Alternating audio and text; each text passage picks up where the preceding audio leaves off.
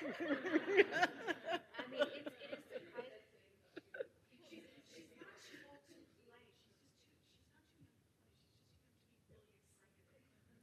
It's interesting though, the age range of people and how well everyone does, or how much everyone's running around out there.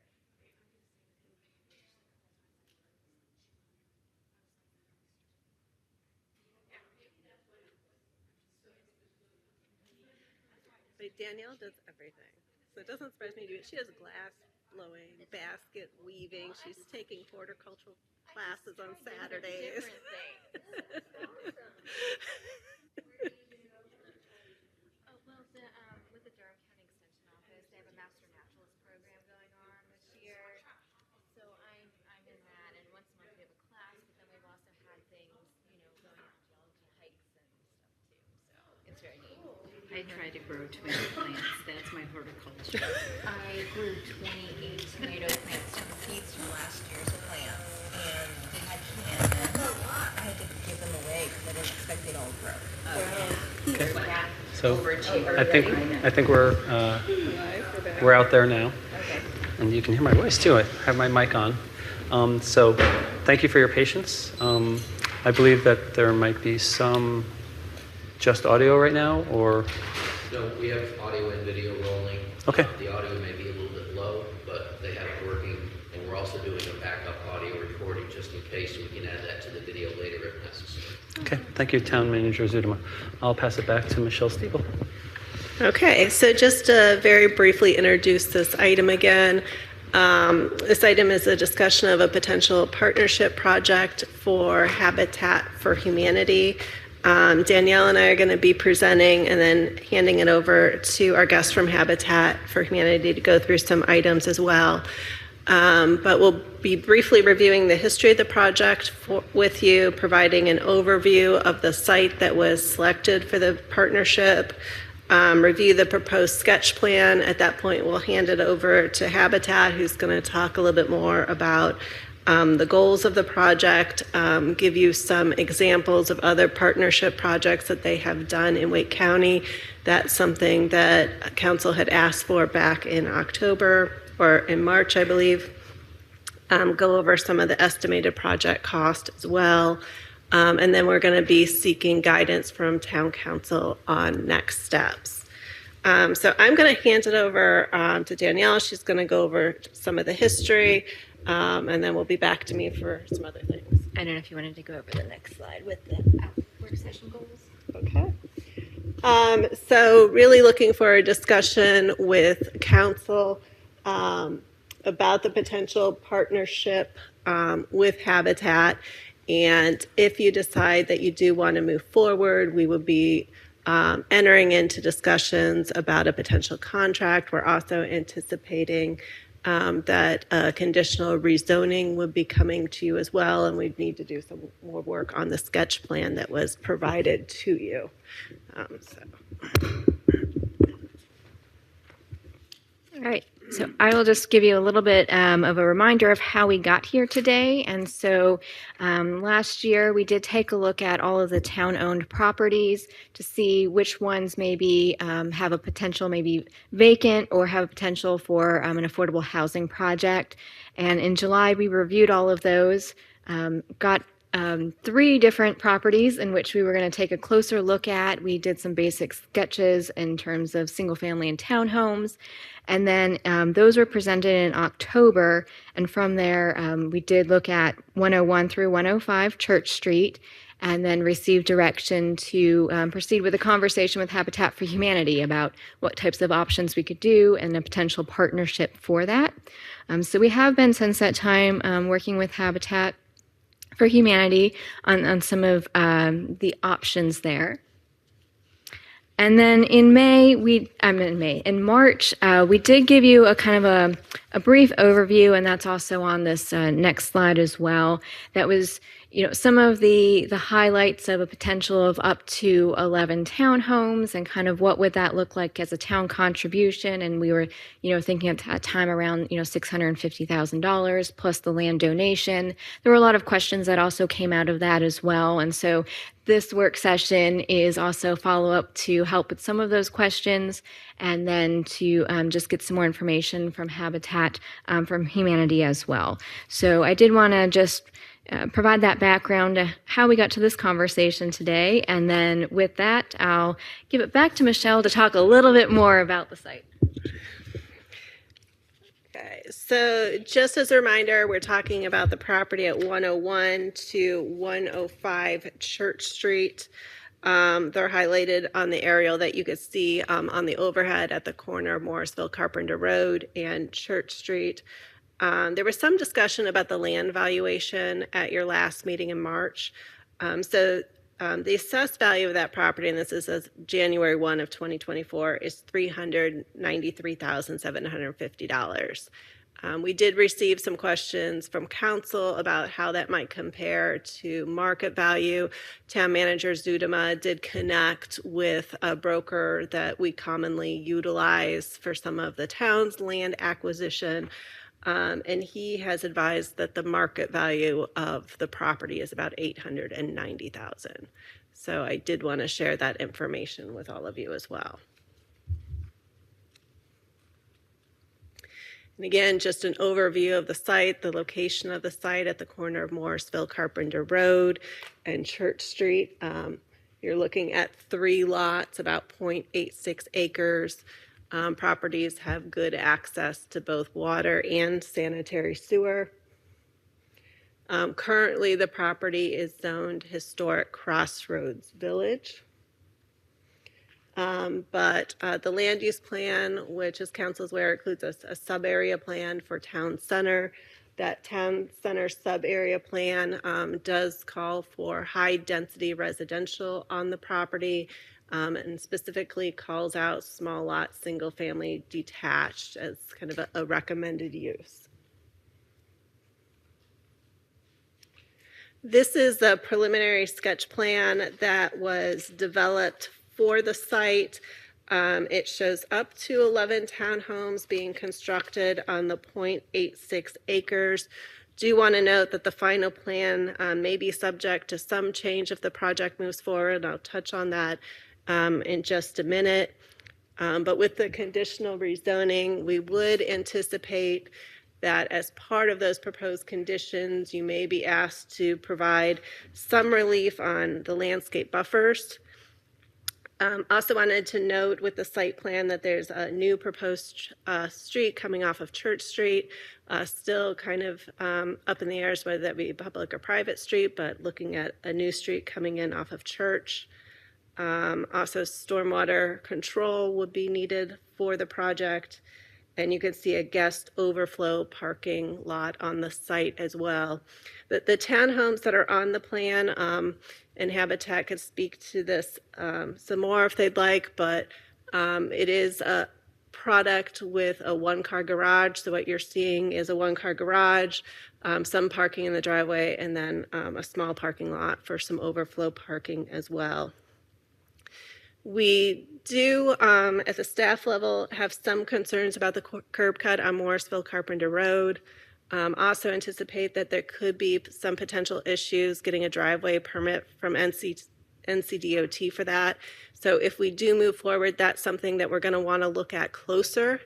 If that curb cut were to go away, you would likely be looking at either the stormwater and parking lot kind of switching places, and then coming in off of Church Street and curving into a parking lot, which could result in the loss of a unit, or keeping the parking lot where it is and looping around and coming back to the parking lot from Church Street. In either case, don't anticipate more than 1 curb cut on Church Street. So I think there is some likelihood that parking lot access would have to come from that road. Not for sure, but just wanted to note that that's a possibility, because if that happens, it is likely that a unit could be lost. So there are some discussions yet to be had on the sketch plan moving forward. If council decides to proceed, we will continue with those discussions and refine the site plan. Yes, please.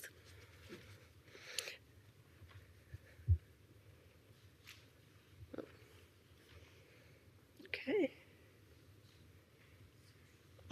Just an image of that sketch plan superimposed on the aerial so you could see how it fits in with the surrounding area. And again, an image of how the plan compares to the land use plan, really largely in compliance with that plan. Still single family instead of small lot single family, would be townhomes. And with that, I'd like to hand it over to Habitat to talk a little bit about their process, the pro forma they use, the goals for the project, and then we will take questions for any questions you have for any of us after that. Thanks, Danielle and Michelle. My name is Patrick Bussey. I am the Land Development and Acquisition Manager for Habitat. I'm going to start off by taking you through the goals. So our goal is to partner with the town of Morrisville to build affordable townhomes for residents at or below 80% AMI, which means we would like to keep the monthly housing costs less than 30% of their gross income. Habitat sells the houses at appraised value, which is something that I think is a lot of people have a misconception that we give away houses. We are sold at appraised value. We do this through the financing. We have two mortgages. So the first mortgage is 2% APR, 0% down payment other than a $2,500 closing cost. And this will go up to 70% of the buyer's income. The balance of the mortgage goes into a deferred mortgage or a silent mortgage at 0% interest, and that gets paid off after they're done with the first mortgage or they sell and move. So we have, and I think Jackie might be explaining the shared equity as well.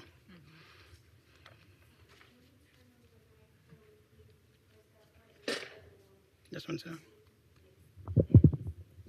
All right, got them both on. All right, so on the next slide, I just want to take you through a comparative market analysis. So what I did is I pulled comps in town of Morrisville for 1 year, all townhouses. They appraise, the average is $430,000. That's the median. They go anywhere from $700,000 to $300,000. And the square footage ranges anywhere from 1,100 square feet to 3,300 square feet. We would like to build 11 townhomes sized 1,300 square feet with a one-car garage. And I estimate that they will appraise or the market value at $365,000 each. 3 bedrooms.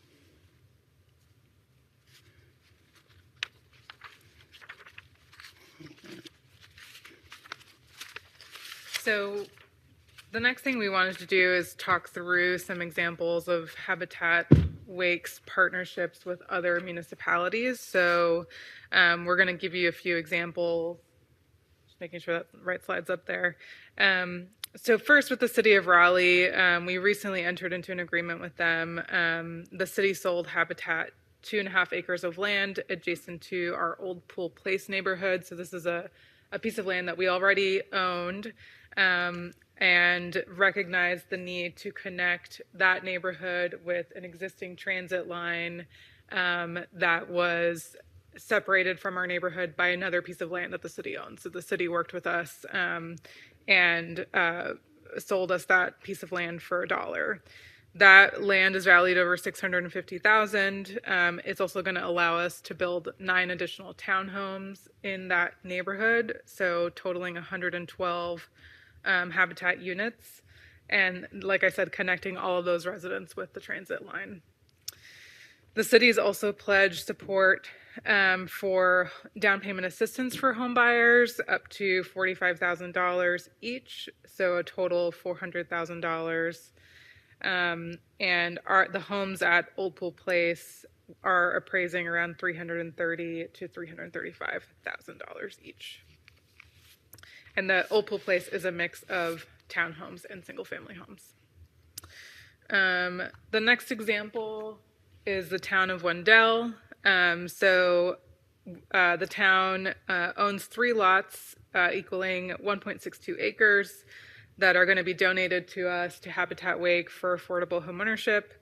The town is essentially taking those lots through rezoning for us so that we can build more density. So those 3 lots will become 5 single-family homeownership units. And it's going from R2 and R3 zoning to R4 zoning. And the lots have a market value of about $52,000 each. And like I said, the town is donating the land. And then one last example is with Wake County. So Wake County granted Habitat a $2.4 million development loan for infrastructure at Old Pool Place and for the development in Wendell. So those 2 projects I just talked about. This is going to be about $43,000 per lot, a little over $43,000 per lot, and then that'll be 55 lots between Old Pool Place and Wendell. And I think I'll kick it over back to Patrick. And I'd like to take you through some of the project costs, starting off with our feasibility process. So much like a for-profit builder, we figure out what is this product going to yield, minus the cost, figure out the revenue. We have one extra step there, which makes it challenging. That is the affordability factor. All of the revenue coming from that, or the return on investment, is the goal there is to subsidize the second mortgage, like I was telling you on the first slide there, 30% of the appraised value. I just want to touch on a couple of points there. So with that revenue, so we're going to look at that land, which we did, to see how many lots we can get out of it. Whereas a for-profit builder might say, how big and expensive can we make them? Ours is just the opposite. So we have to say, how affordable can we make them?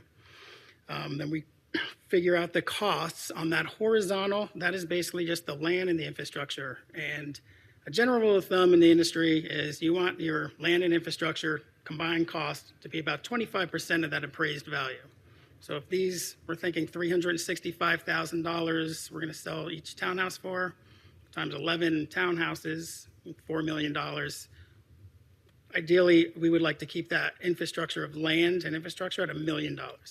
So if we weren't working with the town, being that I guess this new appraisal is almost $900,000 on the land, we probably walk away from this and find land somewhere else. So we're very grateful that we're working with the town on this. Thing with that horizontal costs, they're going to stay the same whether you're building affordable houses or high-end homes. And like a lot of products with volume, the price will go down per unit of measure, which is making this difficult because there are only 11 units. So we're trying to keep the houses affordable, but also the infrastructure costs will be high. Then we figure out the vertical construction. This is more of an easier thing to figure out for us, but the interesting thing on the vertical is that the cost per square foot does decrease as the size increases. So when you build a high-end home, they just get value with the more square footage. We also bake in 10% for contingency on the costs, as well as 10% developer overhead. So that is the process for feasibility, and I'm going to talk specifically about this project's costs.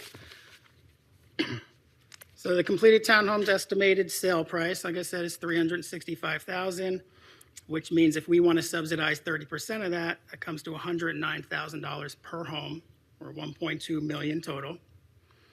Currently estimated return, which we would like to put towards that, is $471,000. So we're a little bit short of that goal by $733,000. And these numbers do include the 10% contingency and the overhead.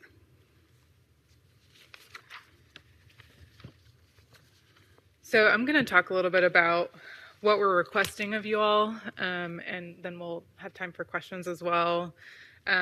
So what we're asking for from the town, in addition to the donated land, is an infrastructure contribution of $688,300, which is $62,000 per lot.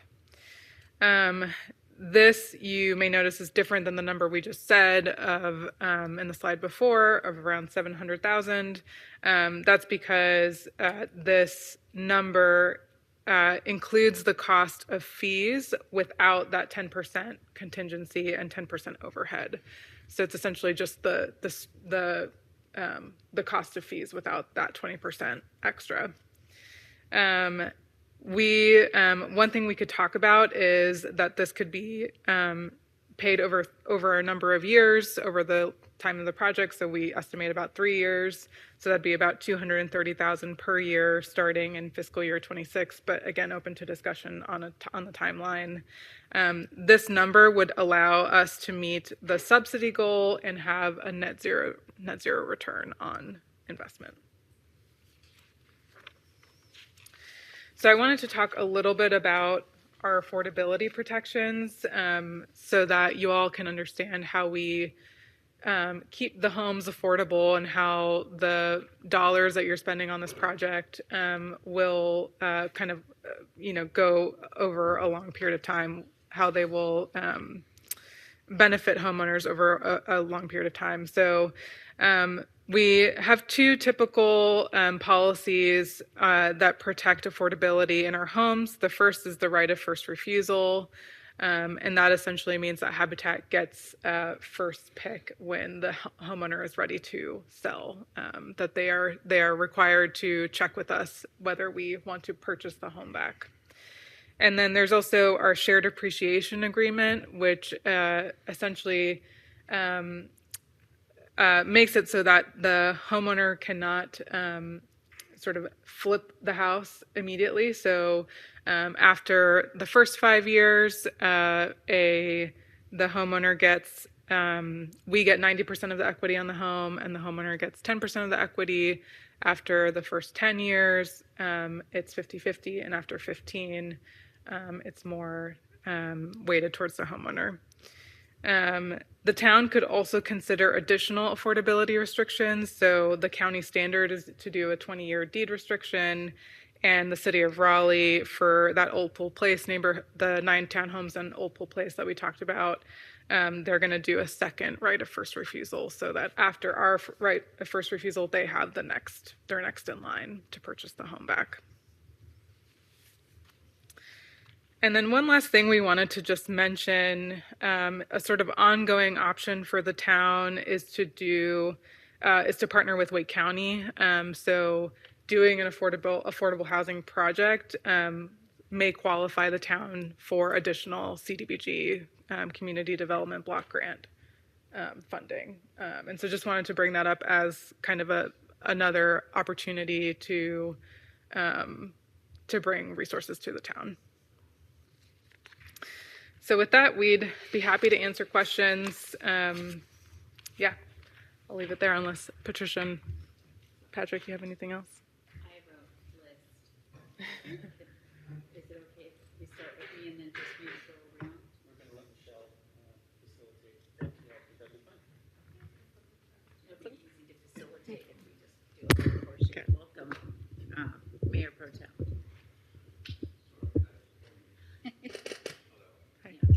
I want to recognize that probably for the minutes. Okay. Thank you so much for being here tonight. We had so many questions of everyone when you weren't here, and you've brought forward a lot of information, which is very helpful. I have been a very strong advocate, and I'll turn on my mic of affordable housing for many years. I was on the original Wake County Affordable Housing Committee several years ago. So this is, Habitat was a member of that committee as well. Affordability in Morrisville is nearly impossible with the way that our market prices have grown significantly over time, and specifically in the last 3 years. Most of our property has grown faster than other areas of Wake County. I noticed that you had given us several illustrations of projects that are going on, one being Raleigh and another being Wendell. Wendell has experienced growth as well, but at a little slower rate, so they probably have a better price point at this day and age than Morrisville has, and what we're facing today. And that you also mentioned that we have a gap between what we can use with the site to make it affordable with your formulations. Morrisville is similar in size to Wendell, Nightdale, and so forth. And for a town of our size, I really am concerned that we go this alone just by donating land and adding more funds and adding services that have long-term carrying costs. I really think that we need to partner with Wake County like Raleigh and like Wendell was looking for partnership, because just committing alone, there's a lot more risk and there's a lot more inexperience that we have as a town. To partner with Wake County or another organization is going to give us a stronger product and probably a better relationship. So that's one thing I just want to get out there from the beginning. I'm very much a safety person, and looking at the design, although I really want 11 units, I would be okay with 10 if we positioned the units so that there was safe access and there was safe exit. If we put 11 units in and we squeezed it to the point that we really got it close to the Morrisville Carpenter Road, that is a very major road, very busy. We would have to install a fence in portions of it in order to keep safety potentially, which is an added cost, which is not what we want. So if we cut back on the units for long term, we might not need additional measures that have not been yet discussed. And I don't know how that affects your math, because I'm sure that it makes it not as favorable, blah, blah, blah, as you've expressed. When you shared what you were asking of the town, you mentioned land donation and the delta amount. But what you didn't discuss that I've seen in this presentation is what I call future carrying costs of the project. And that's very important for the council to consider as an entire cost of the project, such as stormwater installation and stormwater management, parking lot and road construction, and long-term management and maintenance, and also any other infrastructure costs that might be associated with that. So it's not just the land that you're asking for, you're also looking for offsets in other short-term construction as well as long-term carrying costs. And that is where, at our last meeting, I said it's really not 680,000, it's more like 1.2 million if you add up all those individual costs plus look at the carrying costs. And that's another reason why I feel like the town needs another partner in order to work through some of those issues. I was curious about sweat equity. So I've been invited to participate in a few projects where we did some painting or we did some smaller activities. How does that get calculated in the cost of a home? I mean, it must offset somewhat to reduce the overall spend. So sweat equity is not dollar for dollar cost, but it is a requirement of the program. And it is part of the reason that we're able to subsidize the 30% and not have down payment. So that sweat equity is essentially the down payment beyond closing cost. Okay, that's helpful. Thank you for that definition. And you mentioned HOA in the briefing. is there a recommended HOA amount that are in existing projects? And what kind of, expense would that be going forward? Speak to that. So just as a comparison, our neighborhood that we're building right now in Nightdale, 17 lots, it's very similar in size. It's $125 a month. All of the lawns are being cut, and that's actually something that we're doing in the single-family houses in our old pool place as well. So it's all of the single-family as well as townhouses are going to have all of the maintenance done by the HOA. You were asked about stormwater earlier. That's also covered by HOA. So those costs of HOA are considered when they apply for the mortgage. Everything has to be considered as a total cost of what they can afford.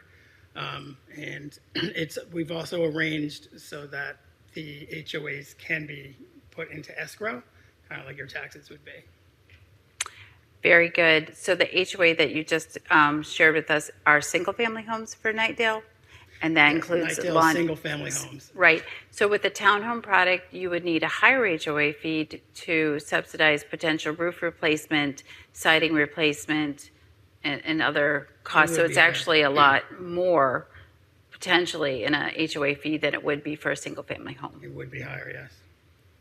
Do you have any I examples don't of have that? an estimate on me right now. I can get back to you on we just did a townhouse project about a year ago in Maybrook Crossings. So that was already pre-existing HOA. We just took a block of townhouses and they joined that, but I would imagine it's going to be very similar as well, like costs. Okay, and I know I'm taking up more time than I should, but my last question is about the CDGB funding. At this time, it is my understanding that the town of Morrisville does not qualify due to the fact that we have very small size and we don't have the at-risk population percentage that we need, but this would help us get towards a better number. But to be clear, we do not qualify for this project for any of that funding. So that would not be an option to offset the costs. That would be a maybe, and that's not even a guarantee because our percentages just might not work out with the small amount of housing that we're offering, but important as well. When we circle back, I have more questions about who would be eligible for this kind of thing. Thank you. I have a couple questions. So the sweat equity that Councilmember Scarden Johnson brought up, I just want to confirm that is for the potential homeowner, correct? Yes, it is the potential homeowner that is doing it. They can have a small portion of that can be done by friends and family. Okay. But anyone living in the house that is of age to volunteer. Okay. And then going back to the partnership, is there some other way to partner with Wake County if we do not qualify for the block grant? So the other program that Wake County has is ADHP or AHDP. And it is where we got the $2.4 million in grant. It was through that program. I have talked to the county about this project. They do not currently have any funding until fiscal year 26 or 25. Yeah. Maybe late 25. Yeah. And so we didn't want to put that in here because we can't guarantee it at this point. But we would definitely apply for it. Right. Yeah, my concern is that when we initially first started talking about partnering with you guys to provide affordable housing, it seemed like it was low-hanging fruit for us to just donate the land. And in Morrisville, that's like Michelle was saying, it's $890,000 worth, so not all that far from $1 million. But I mean, we're still a small town, and for us to have to donate another 600,000 is it's difficult. And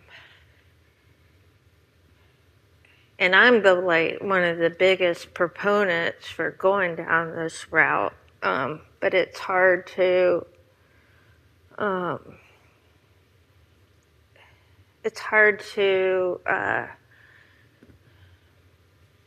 be in favor of this, considering having to provide for another 600 and some thousand for this. So, I mean, the only way I'm thinking that this would be feasible for us is to partner with Wake County.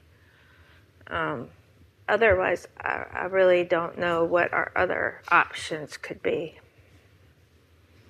And I think that was all my questions for now. Thank you. Councilmember Johnson? Okay, so my colleagues did a fabulous job. Vicky, or Councilmember Scroggins Johnson, really hit on some of the same things I was going to hit on. The CDBG grant funding is a problem for us. That we stopped applying for those so long ago because we didn't qualify anymore. So, and I agree with both Councilmember Fender and Councilmember Scroggins Johnson that we need another partner in this. This is difficult, and it pains me to say it too because we have Habitat homes here in Morrisville that I helped work on 15 years ago, or I don't even remember. It was back in 20. Jackie Holcomb was the mayor at the time, and we went out as a group and helped with the build, and it was very exciting. So. I think we need another partner. We need to figure something out. So that you talk about Wake County has some kind of option that we may, and I forget, it was AHDP. AHDP. Affordable Homeownership Development Program. It's the Affordable Housing Development Program, and there's a tax credit program and a non-tax credit program, so this would have to be through the non-tax credit program. Okay. But are there other partners? I mean, are there who else is out there? I don't even know, quite frankly, that we could tap into and would help with this process. I don't know of any other local municipality that would work. I mean, even with this, we are still fundraising to make this happen. Right. So this is not just funds that we have sitting around.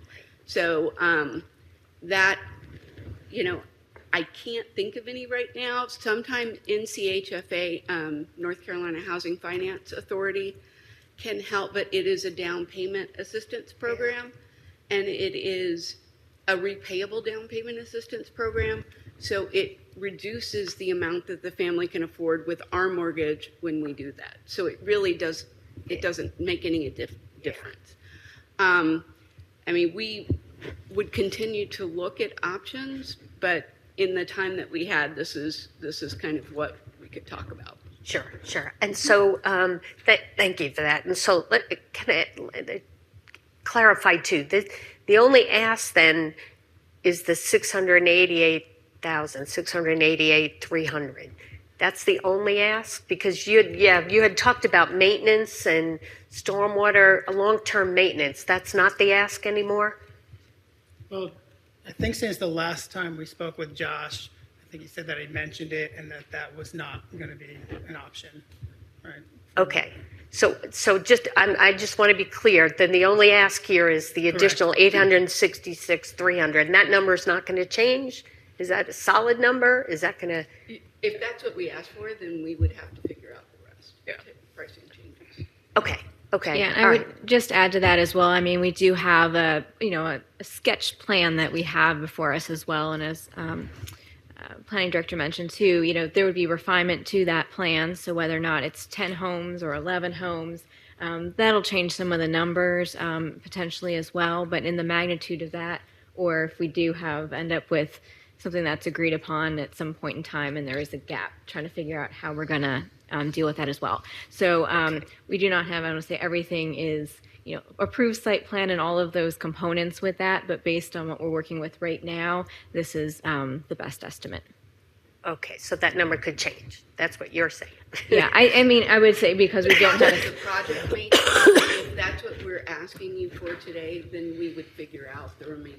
We would have to, because we wouldn't come back to you and ask for a different amount. Okay. The appraisal of the house could change too. Yeah, Next Which year means it's gonna more go up, subsidizing. well, and you said it's going to take 3 years to actually, so yeah, yeah. Well, So we understand anytime we start a project that the numbers may be different in the end.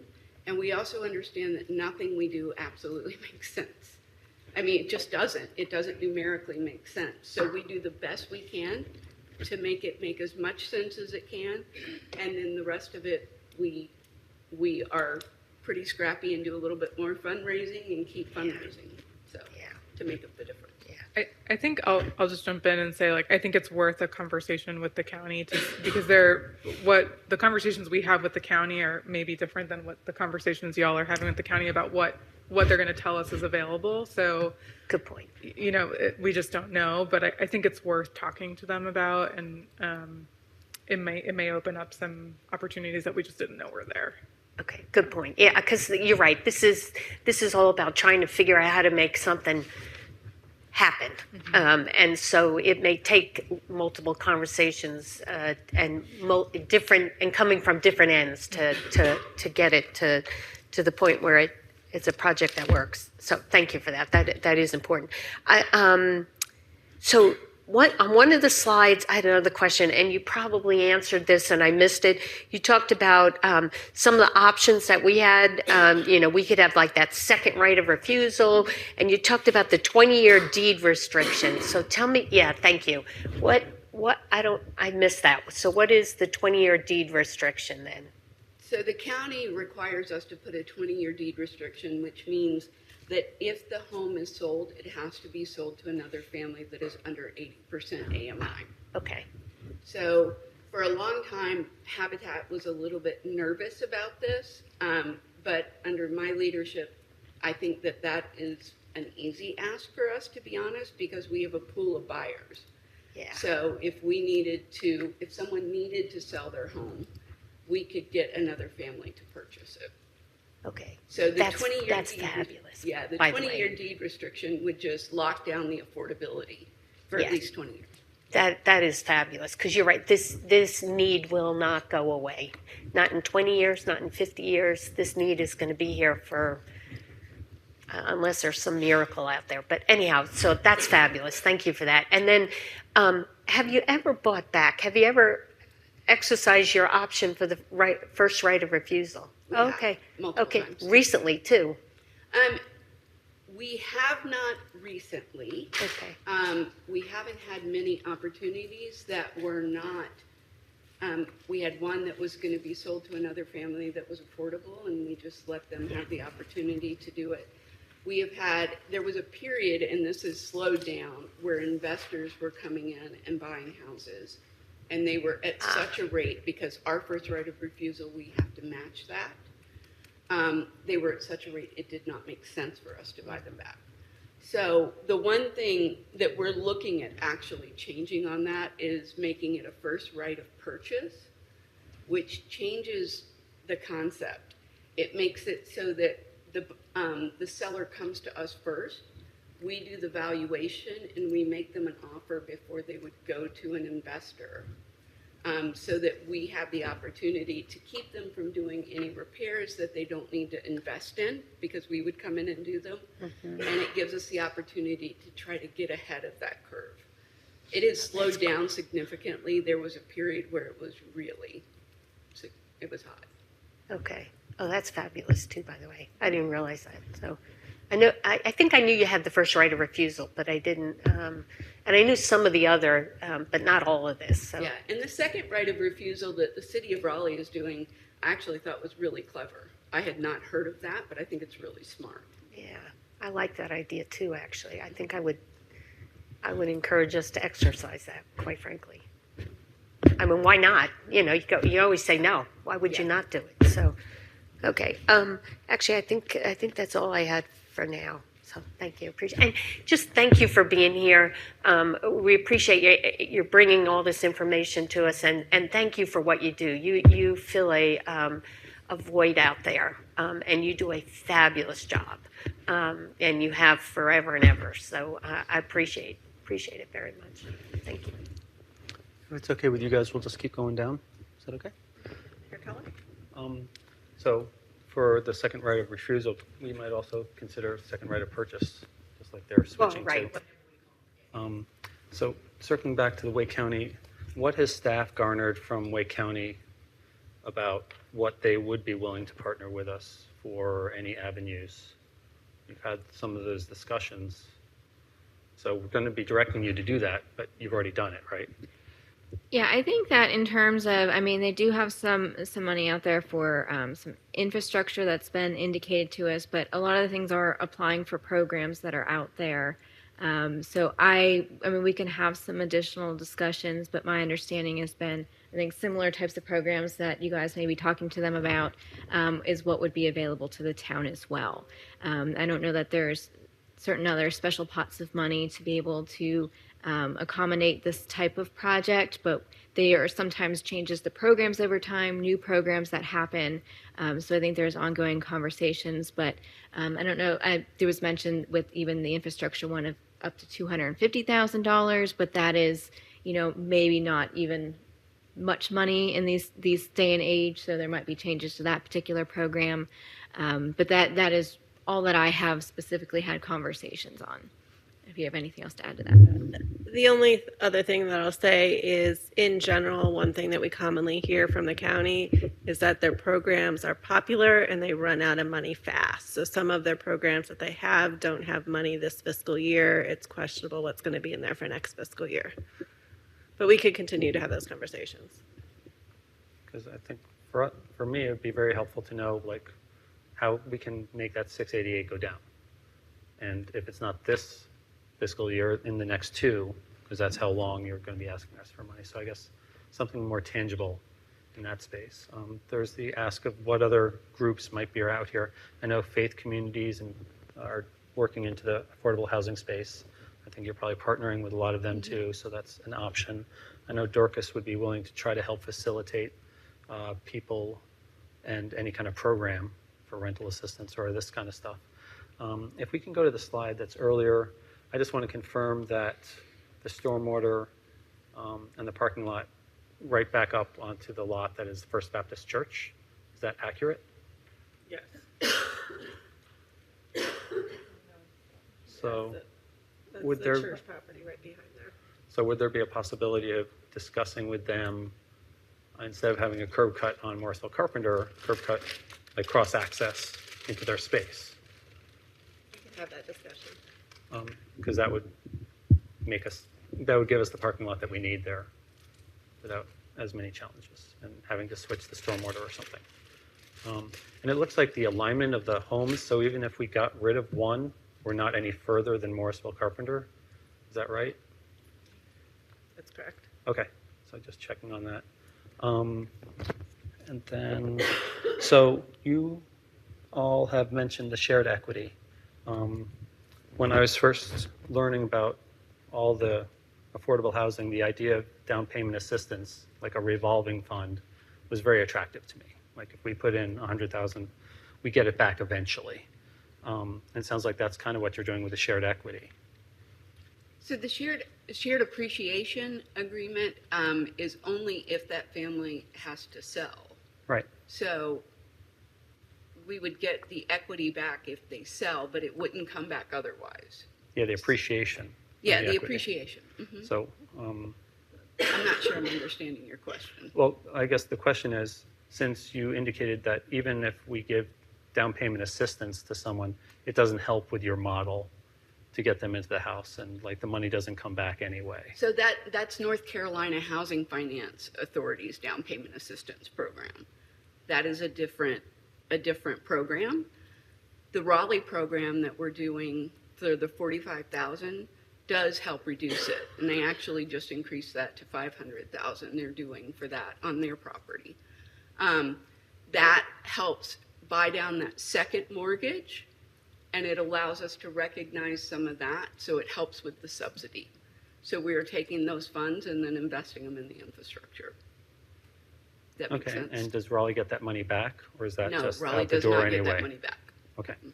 So I guess what I was wondering if y'all would consider, if they do have to sell within that first 5 years, instead of you getting all 90% of the appreciated equity, you might share that back Shared equity between us, yeah. between us, because that would decrease our investment or get some of our money back, because I know that was what was so attractive to me in the beginning, the idea of providing for affordable housing without a lot of cost out of pocket, or that it revolves. Sure. Yeah, I mean, we could discuss something like that. I'll be honest, I haven't done it, so I'd have to look into how it would work, but we could. That'd be a look tough into precedent, it. because that's one of your revenue streams. Well, we only get that if they sell, and most Exactly. of our families don't sell. Right, because So, they get more of yeah. the equity later. I understand that completely. Yeah, So this yeah. would be almost symbolic, but Yeah. we're trying to, Yeah, no, I understand we where have you're to going. speak to our but it makes residents sense. and their taxpayer dollars. So that's, I think, what we're all trying to get to, because obviously we all want to do something. We've been working for 3 years to do something, and something that helps people get equity in their homes and improve their lives. That being said, I think a lot of towns are putting a lot of their resources behind these. We're a smaller town, but I think that we can as well. So I'm supportive of moving forward as quickly as we can. Thank you very much. So the 688,000, is that all in? That includes the road, that includes the stormwater, that's everything, right? That's the infrastructure. Okay. So as I look at the plan, I'm not exactly clear if this is what we're saying it's actually going to look like this is the preliminary design. Like, how do we get a fire truck in and out of there? Like, what's the, I have a public safety concern here. There's a certain distance that the road has to be in order to have a fire truck turn around. The fire department did review the sketch plan even before your first meeting in March. Okay. And we talked about whether or not they needed a turnaround and those sorts of things. And the fire department was okay with what you're seeing on the screen. Okay. And I share the concern about the output onto Morrisville Carpenter Road. I do think that it's worth losing a unit not to do that, because I just think that's just a terrible idea. That road is, I don't know how often you guys travel that road, but that's not a great idea. So I would be in favor, certainly, of doing whatever we had to do to mitigate that. How many spaces are in that parking lot? That's not 4 spaces, right? Yeah, I think it's 2 + 1 handicap or ADA space. What? I thought there was like 2 regular spaces and 1 ADA space. Is there street parking? There's a garage and there is a driveway for parking in Right. front of each house. So we have, the development where I live, Breckenridge, is sort of a similar configuration where there's no street parking, there's a garage, and there's a 1-car driveway. And I know this is only 11 homes, but I mean, I can tell you that's not enough parking. And I'm concerned because there is nowhere in the vicinity that I can see that people could park additional vehicles. So I think that's something that you might want to take a look at in terms of increasing the size of the parking lot. And actually, further to that question, let's say that you increase the size of the parking lot and did 9 units. Would that, I understand the cost would go up, there'd be a balance because costs would go up because you're not doing as many units.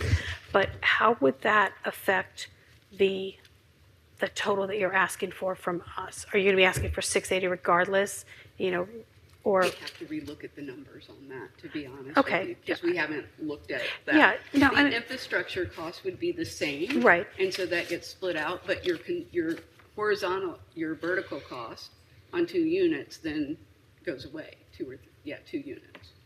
So we'd have to look at it And and your see. return. It's, Yeah, you have and the you have return a goes lesser away as return. You're well. selling 2 less houses. To that point as well, the parking that you're seeing here does not comply with UDO.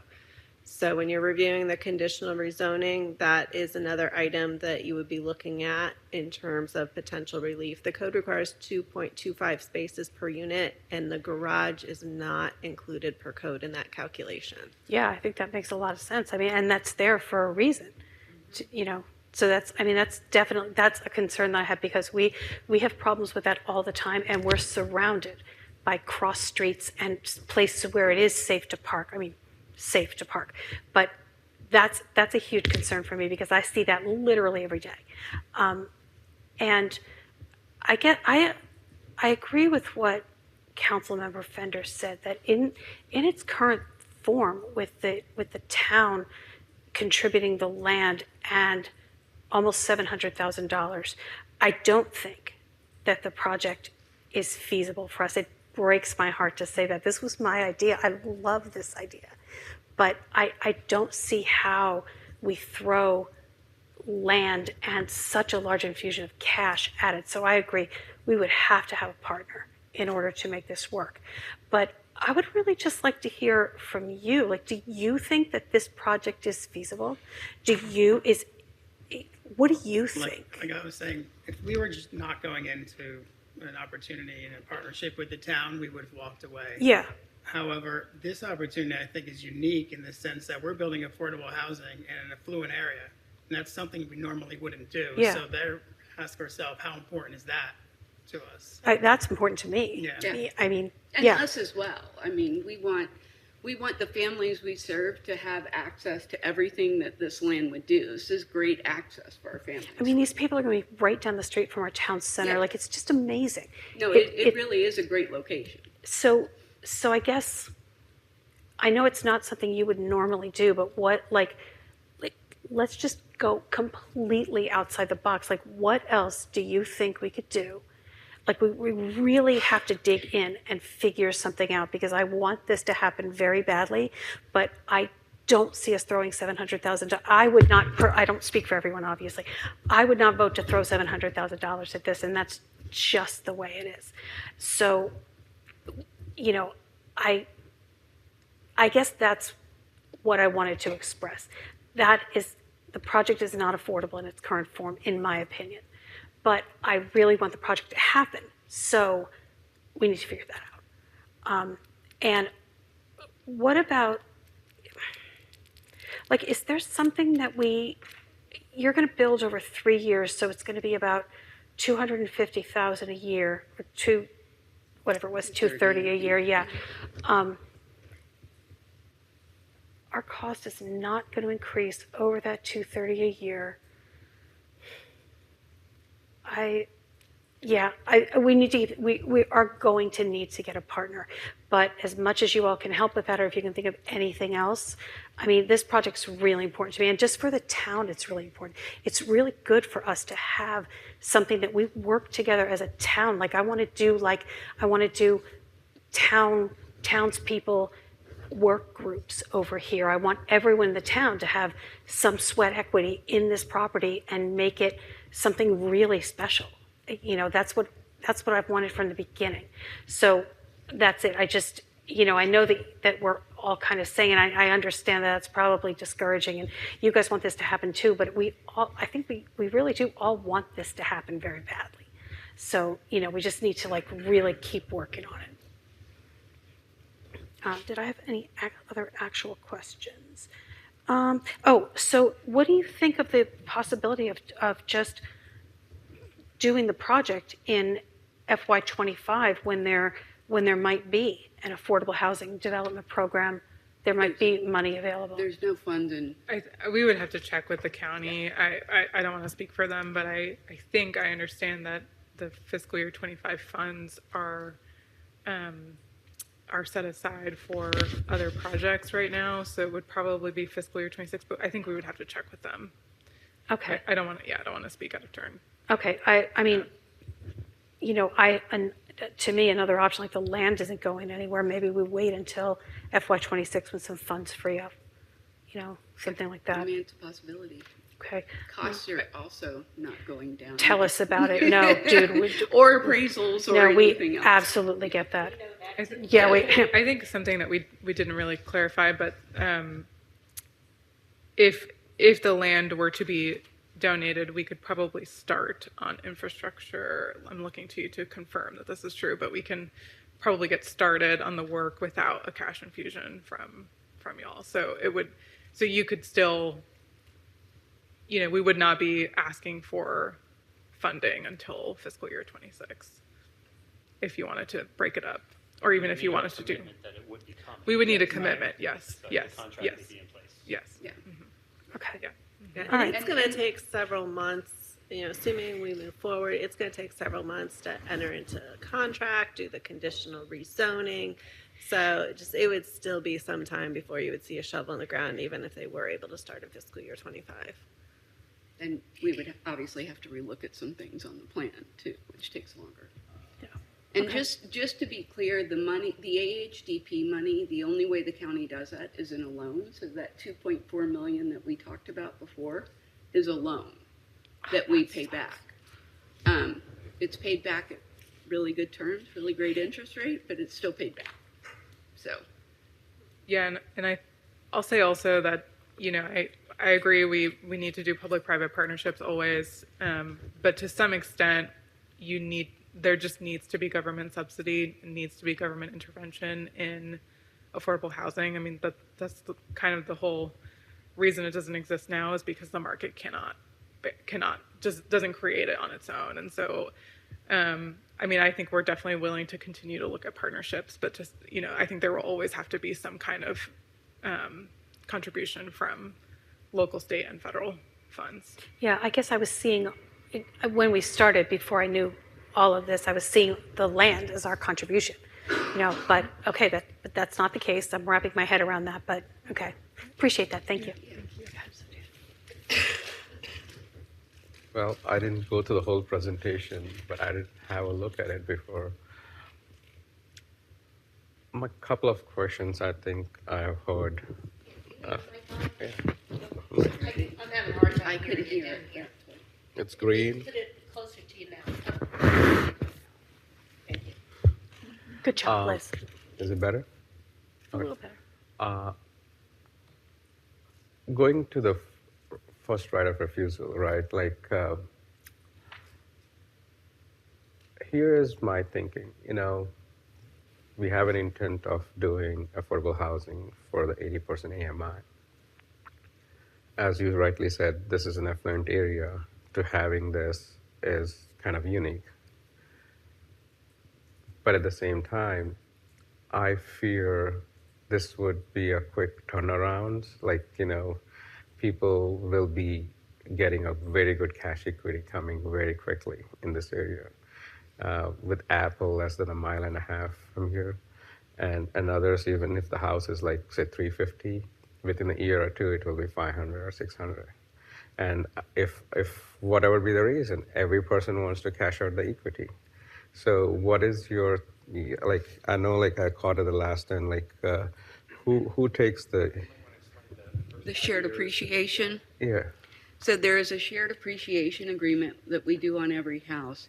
In the first 5 years, Habitat gets 90% of the appreciation if that home sells. Why is that? To keep people from flipping houses. That's why we do it. But So, when we subsidize it, then what are we getting out of it? well, that was what Mayor Colley asked me about, was there a way to do a shared equity agreement on the shared appreciation agreement? Okay. And I was just saying I haven't done it, but I'd be happy to look at it. The only reason, you're saying you want to not, basically forbid people from having that quick flipping, from our tax dollars point of view, we had to have some measures from our side too.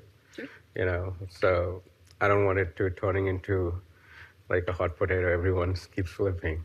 And so people will be seeing, oh, that house at one time now, and 6 years from now is $1 million. So, and how would that our taxpayers look for that? It's no longer affordable anyway to start with. Yeah, and the deed restrictions also help with that because they require that anyone that that person sells to has to be of lower income, has to be under 80. Yes, but also then you also said that when they come with a first refusal, they'll come with, this is what I'm selling it for, and you guys cannot match it. The Then, deed restriction is different than the first right of refusal. Okay. A deed restriction goes with the deed of the property, okay, and it says that anyone who can, so if you get an offer, that person must be under 80% AMI to buy it. It is part of the deed. Then there is additionally a first right of refusal that says if someone came to you and offered that, that we would have the Okay. ability to buy it back. And then there's the shared appreciation. There's several different Okay, mechanisms okay. to try to protect against that. It is honestly something we struggle with, and the shared appreciation agreement is not something used in a lot of habitats. We implemented it years ago because of how quickly properties were raising value in this area. So we've done quite a few things. One of the things that we are looking at in the strategic plan is permanent affordability, which would mean that essentially it would work like a land trust. Are you familiar with the land trust? Mm-hmm. So that we would maintain ownership of the property, sell the building, and then have a creation of how much equity that family could get every year. And so they would lease the property from Habitat. But that is new. We have not developed that program yet. I wouldn't have normally talked about it, but I know that that's something that's kind of on your minds. So it is a program we are working with. We are finishing up a strategic plan, and that's one of the things we're looking at are new programs like that. But how does that help accomplish the goal of building generational wealth then, if they're leasing a property from you? They own the building, so they would get the equity when the building shares. Okay. They just would not get the equity gain on the property. Got it. Okay, thank you. And would that change the 688 number if you implemented that To program? be honest, we haven't looked at it in that way at all because I don't have that program developed. It doesn't mean I can't and I won't, but I'm not there yet. I haven't us. even printed the strategic plan off yet. Okay, thank you. Yeah, of course. And lastly, one more question. If we put 680 and 800, it's almost 1.4, 1.5, right? Like, and depending on 10 units or 11 units, it's $150,000 for every unit the town is subsidizing. If you look at that way. How does, I don't know the finance modeling, how Habitat works on, but my interest is more about how to protect, like you're talking about, to keep the houses affordable and not like a flip area, point of view. Because, and then lastly, the other question is, this is $150,000 of Morrisville taxpayers. But I think in my understanding, when the 80% AMI, you cannot restrict to Morrisville. It's to the entire Wake County or whoever is 80% AMI. So we cannot restrict only because of fair housing laws. Exactly. Yeah. So we can market to Morrisville employees. We can do all of that, but we cannot say that they are the Exactly. only ones who can live here. So how does that play with other towns? Because they might be doing the same thing, and a person from Wendell might be buying a house in Raleigh with Raleigh tax dollars. Yeah, they were honestly in Raleigh because of the down payment assistance program. That person has to be in Raleigh, has to be living in Raleigh. In Wendell, they were more concerned about having the affordable housing units than the people being from the town of Wendell. We will do marketing to most any area we go into for home ownership, but we just can't guarantee it because we have to open up the property we have. And how much would this houses approximately go for? How much would they? So the appraisal amount we came up with was 365. 365, And how many square feet? 1,300. 365. So of the comps that I pulled for last year of the townhouses that sold in Morrisville, There was, I think, 140 townhouses, and 90% of those were over 1,500 square feet. Yes, And 1,300 is. 100% of the ones with one-car garage were over 1,500 square feet. So, assuming 1,300 square feet, it's almost close to 280 a square foot or 290 a square foot, right? That is the current market, no matter what, with any subsidy. You know, if I go buy a house, it's 250 to 300 a square foot. So then where is the subsidy money going towards if I'm putting 150 down to a unit, right? So the subsidy goes to the family because the family is not paying that full 385. Okay, how much are they paying? They are paying up at least 70% of it. So we are subsidizing 30% off of that appraisal price off the top. So let's say the house theoretically appraises at $300,000, or rather $350,000, but I, as the homeowner or home buyer, can only afford a $300,000 mortgage.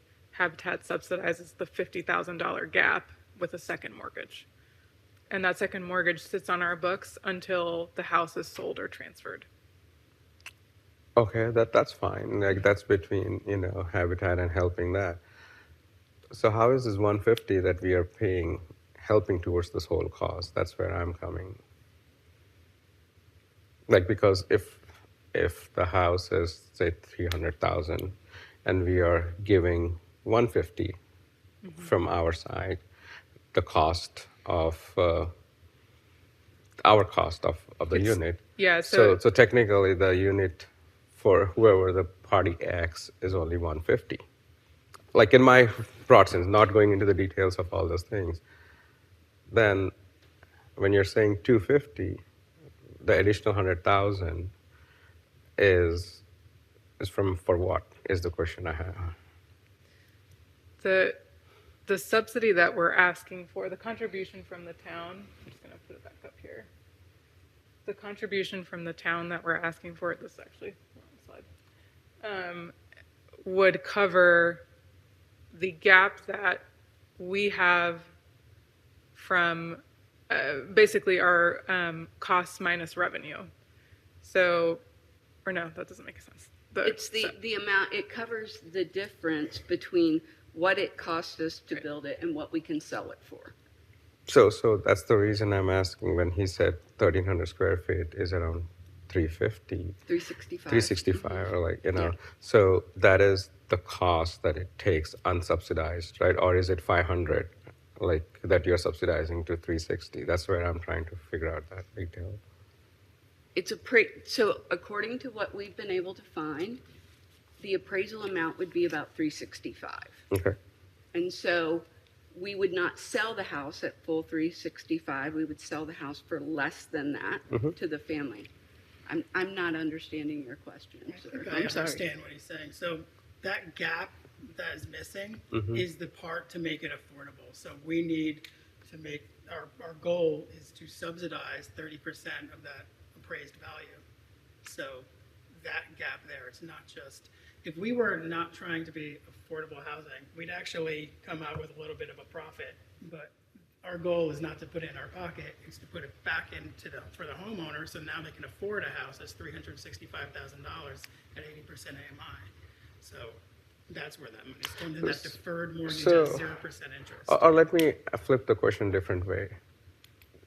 If we do down payment assistance, forget about this whole plan. You know, you are the builder, and we do it. And the house is 365, and we give 150 down payment assistance.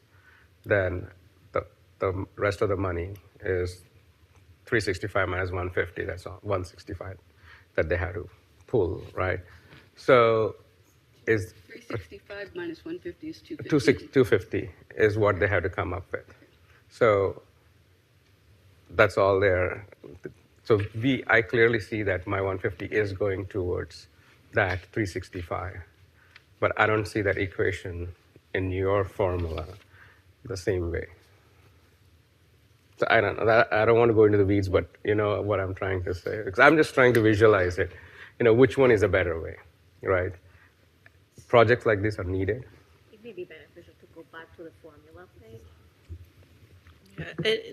I'm going to ask Habitat a question. I don't know if it'll help or not, but I think there's a gap of a certain amount, and whether the town puts that towards infrastructure, whether we put it towards down payment assistance, it's a gap that Habitat is trying to fill. I think there's flexibility in what the town might choose to put that money towards. Is that accurate?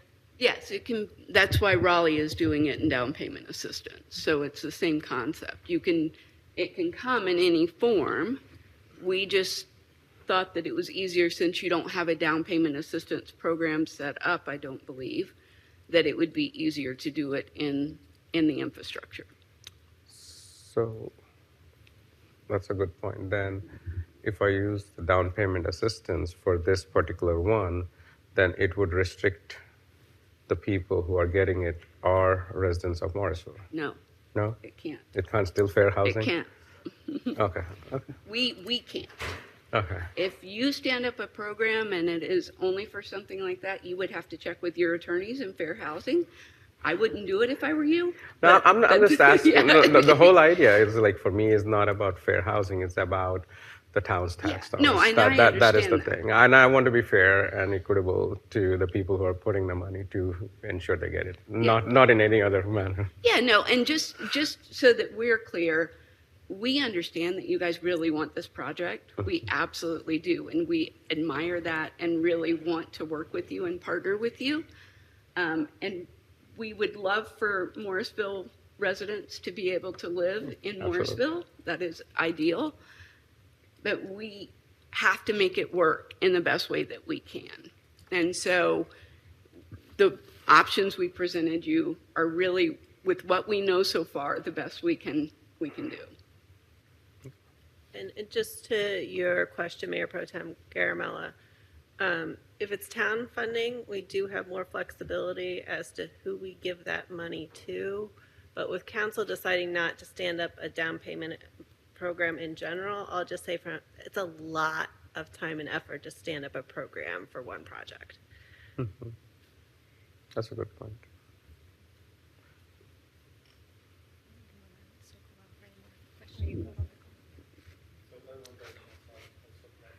Still.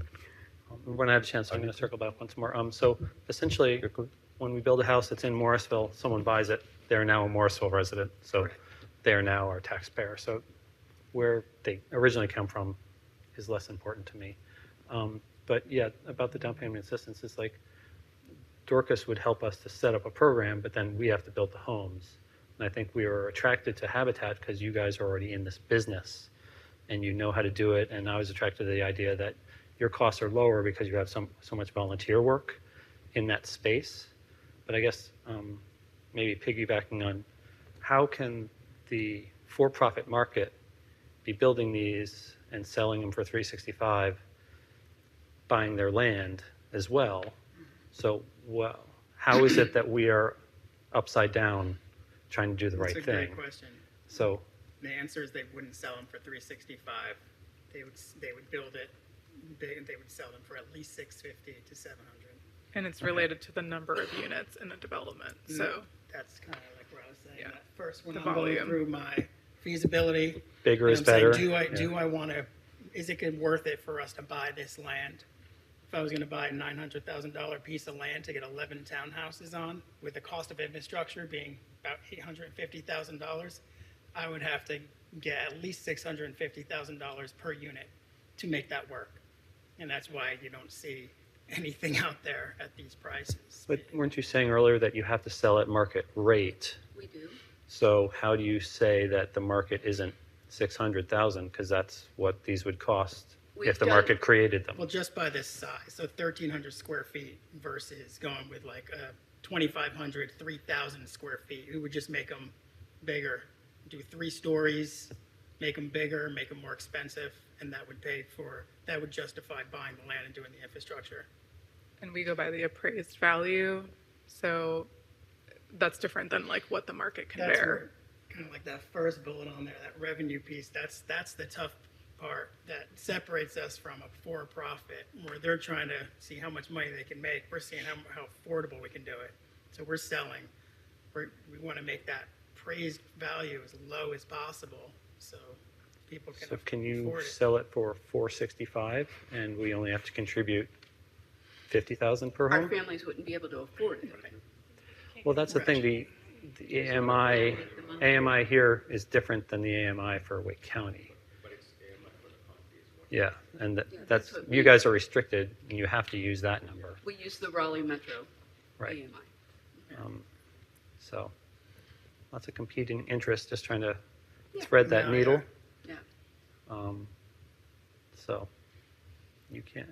So you're probably making it for a little bit less expensive at the same quality because you have other resources that you're bringing to bear, but you're unable to sell it for true market rate, but you're selling it for an affordable rate. We can't sell it for what the market will bear. We can sell it for the appraisal price, which is an estimate, Right. which probably changed from the time we did this, to be perfectly honest. But that's the best we can do when we're trying to do a pro forma in any neighborhood, is to get the best value we think that this would sell for. Okay, so I like the idea that people would be able to be in a wealthier area that they wouldn't generally be able to afford. And that's the value that we're adding to these 11 families. And unfortunately, the price is pretty high. And I think that's what a lot of our fellow council members and our residents will frankly be concerned about. Why do they get the subsidy? So that's why any kind of way to make it revolving would be helpful, but these are just kind of more statements. I'm afraid I don't have any more questions that might move us forward. I think Councilmember I Scroggins. was waiting for the second round. I wasn't using this, and I'm not going to use it all evening. Okay. So Wake County was visiting us a couple weeks ago, and I know TJ was able to make that, but none of the other council members. And they presented on the programs that they offer to people that want to live in their homes and age in place, and offer grants that are forgivable over a certain amount of time and so forth like that.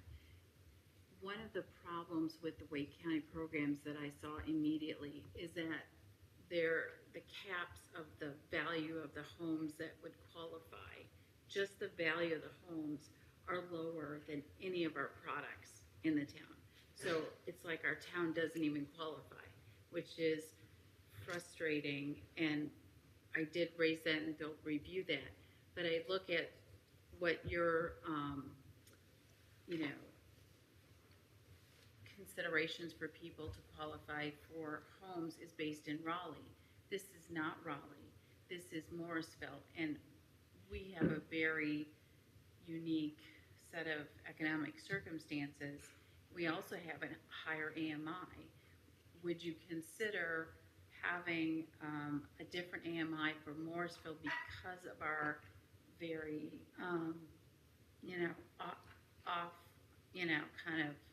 it's very significantly different than Wake County as a whole in Raleigh. So I would want to discuss if we used an AMI that was closer to Morrisville, how would that work for the families? It's probably going to exclude some people's affordability, but it would also open some doors for some other folks. I was also going to jump in there too, because if we are looking at ways to layer in different funding or other types of funding opportunities, if there is something that touches on some type of tax credit or something that touches federal dollars or in some way that trickles down, we have to use HUD definitions. And so that does create a large problem with that. And I will say, the AMIs, the median incomes in different communities around Wake County do vary. Right now it is $117,000 is the 80 is that the 80% one, or the area median income for. That's the area median. Yeah, there. So it is relative. But I just wanted to jump in with that federal side of things because I think that it does create some challenges down the road if we want to layer in or think about stuff. So I know I jumped in, but if you have anything else to say. Yeah, and that is the reason that we use the Raleigh Metro, because in anything we layer on top, it works. I will say though that it was just recently that North Carolina Housing Finance Authority raised their values of houses that could receive their funding we had been out of those values even in Raleigh for years. And so we would love for them to continue to raise them, but we doubt that it will happen because it's actually done by HUD. Thank you. Yeah. I will say also that I don't know off the top of my head what the ceilings are for those programs, but because we are using an appraised value and not the number that the market will bear, so we may qualify for some of those programs, and of course it depends on exactly the program, but we may qualify for some of those subsidies, or rather homeowners would qualify because we're using that appraised value, not the ultimate sales price of the home. So the comps examples that Patrick talked about, those are appraised values, not the number, not the sale price of the home. So they may have sold much higher than the appraised value. Just going to check to see if any other council members have comments. I'm looking at the time and we're at 7:40, and I know you have a budget work session as well.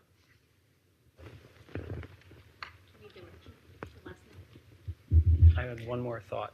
We were talking about the parking, and some towns are going to no parking minimums at all.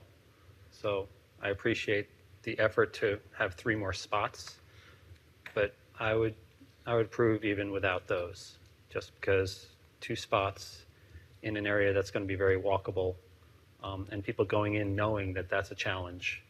And there are some neighborhoods, Berkshire's in particular, that's having a lot of trouble with that. So we're aware, and as long as people know going in, that's just 2 spots, and when you have guests over, that's going to be a problem for you. You're going to have to park over at the dog park and walk or something like that. I just think that's something that if we're transparent about it, I don't think that's going to be a terrible thing.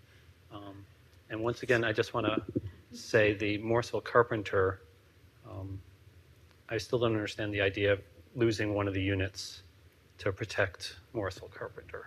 You mentioned it after Councilmember Scroggins-Johnson mentioned it. It's the distance with the curb cut. It's too shallow. It's too close to a major road.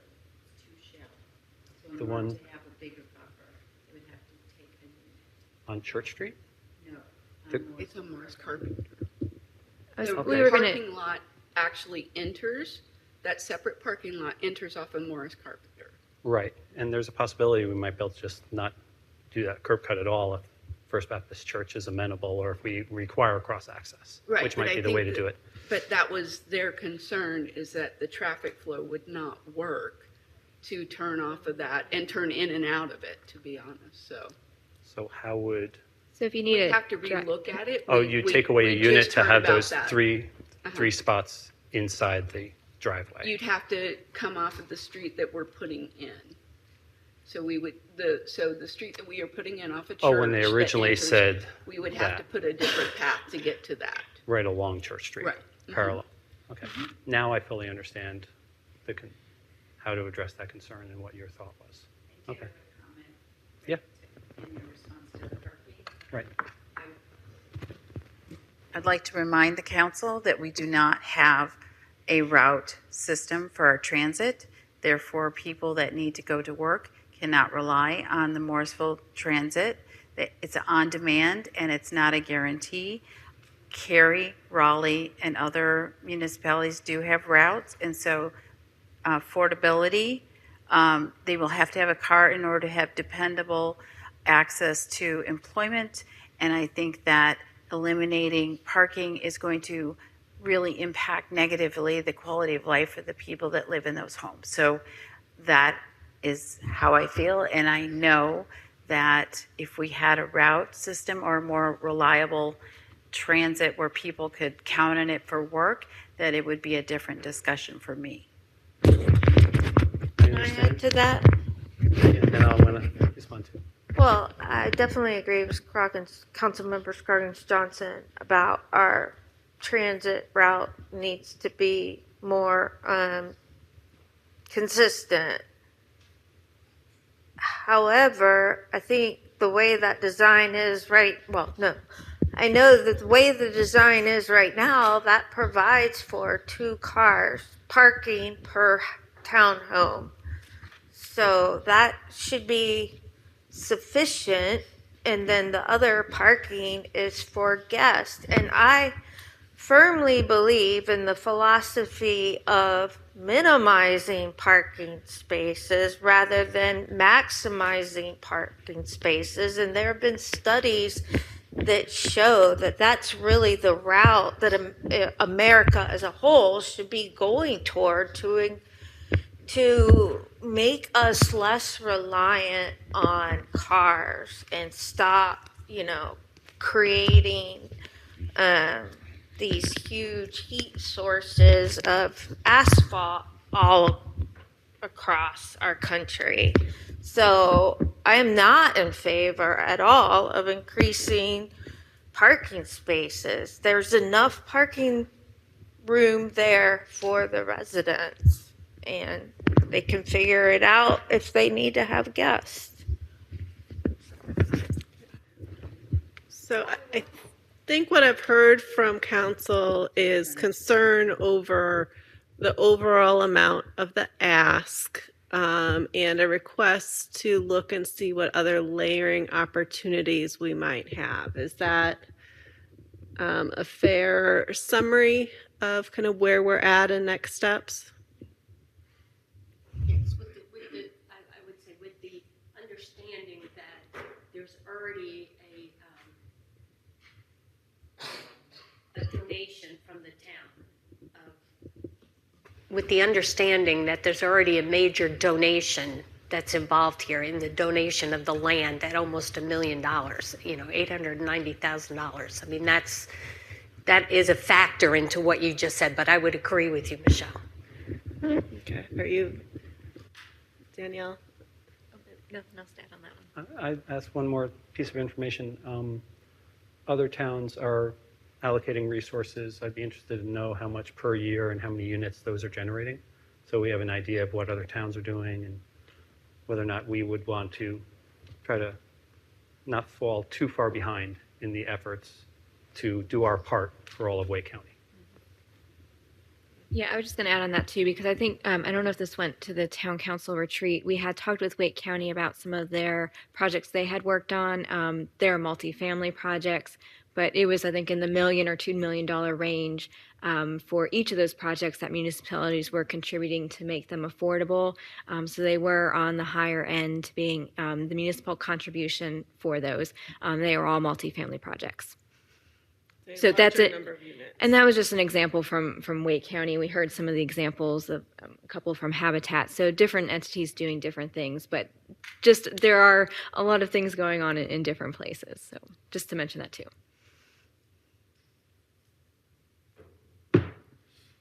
Okay, so I want to thank our guests from Habitat for coming. Really appreciate it, and probably let you guys get on to your budget discussions. Okay. Thank you all very much. Look forward to the next time we'll see you. And thank you to staff. Really great job. Keep us on Credit task. goes to Josh. So. Okay. Give him our best wishes. Can we take a 10-minute break and reconvene at 8? Let's do that.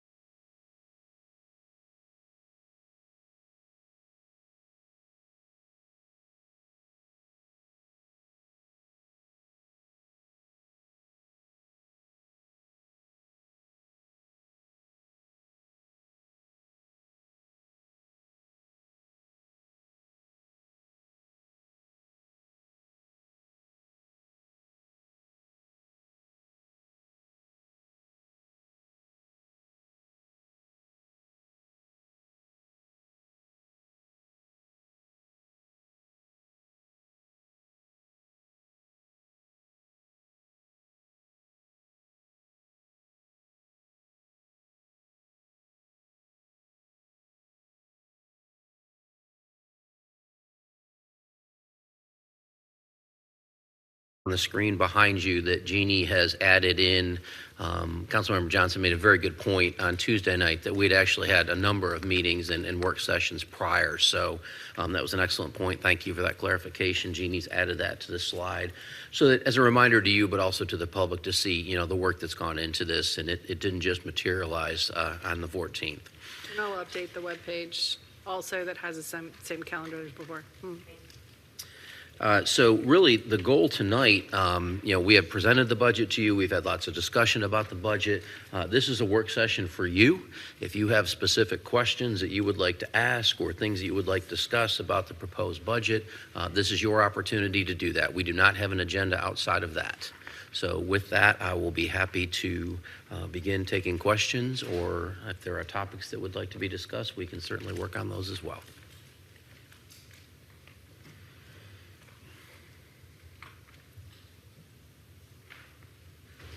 Well, I'll just say like PPI at the last. Okay. He would like to do PPIL last. Yeah, so first finish up all the things with that. Okay. Okay. It's really hard to hear you down here, Satish. I'm sorry. Ma'am.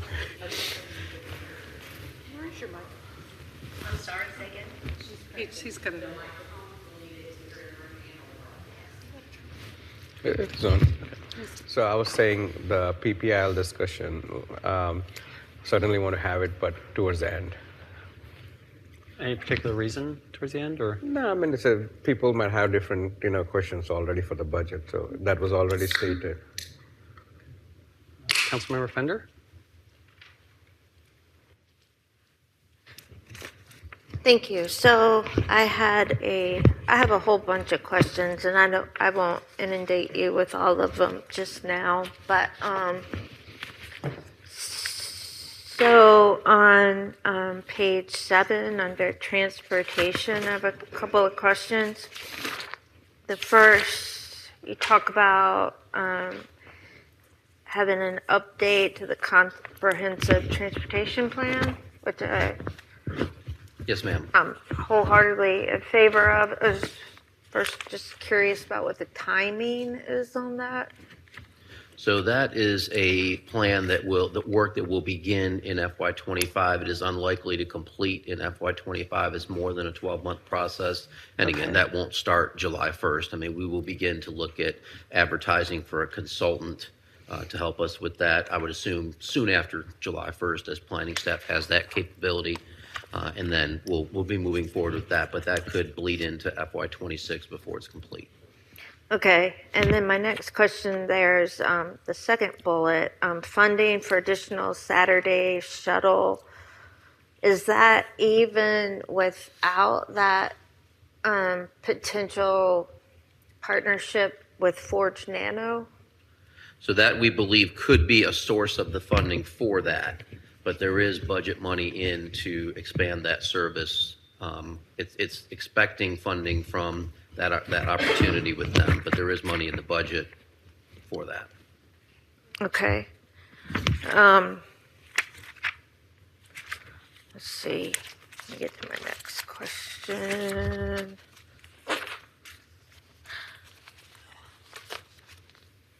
So my next question was on page 14 about the healthcare cost. I just wanted to get some clarity on this. It says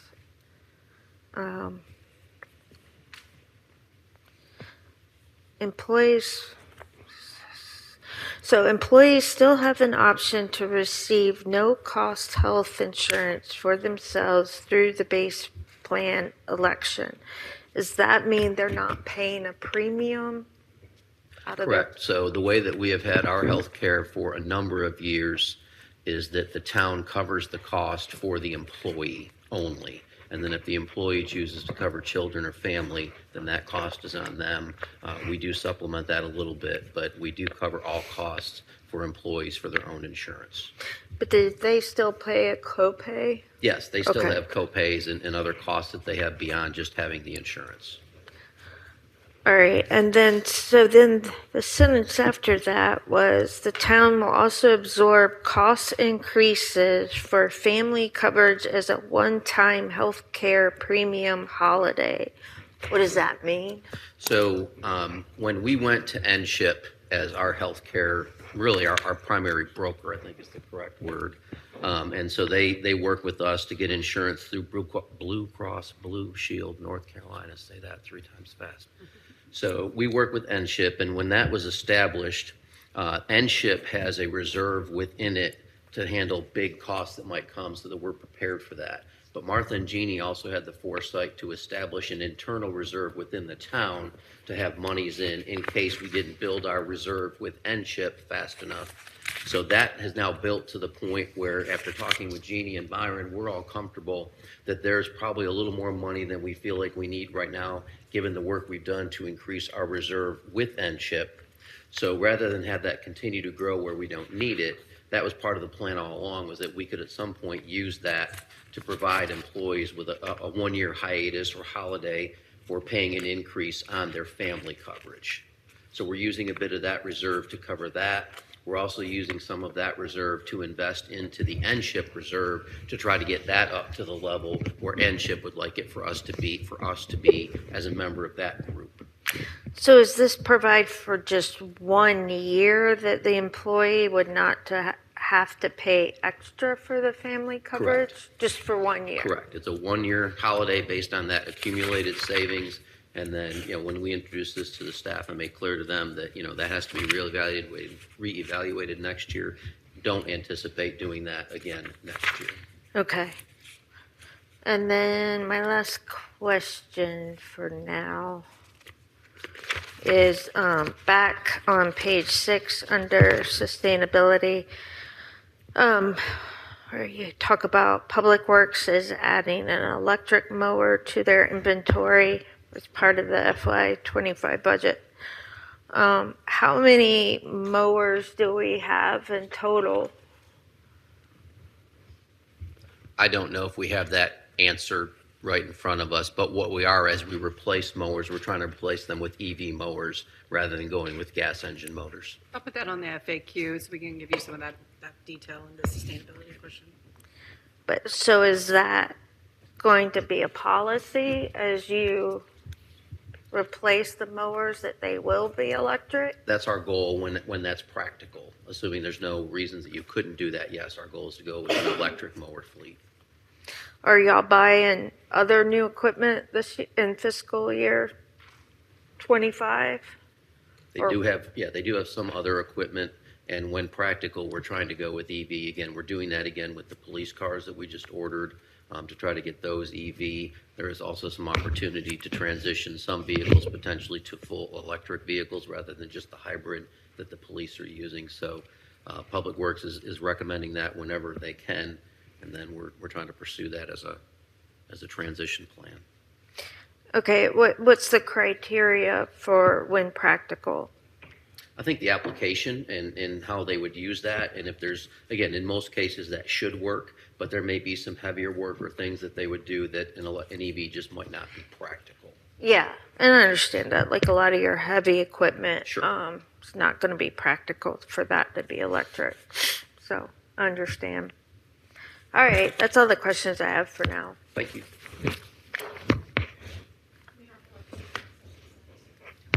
Sorry. New plan. Councilmember Rabati. Does somebody else have theirs up?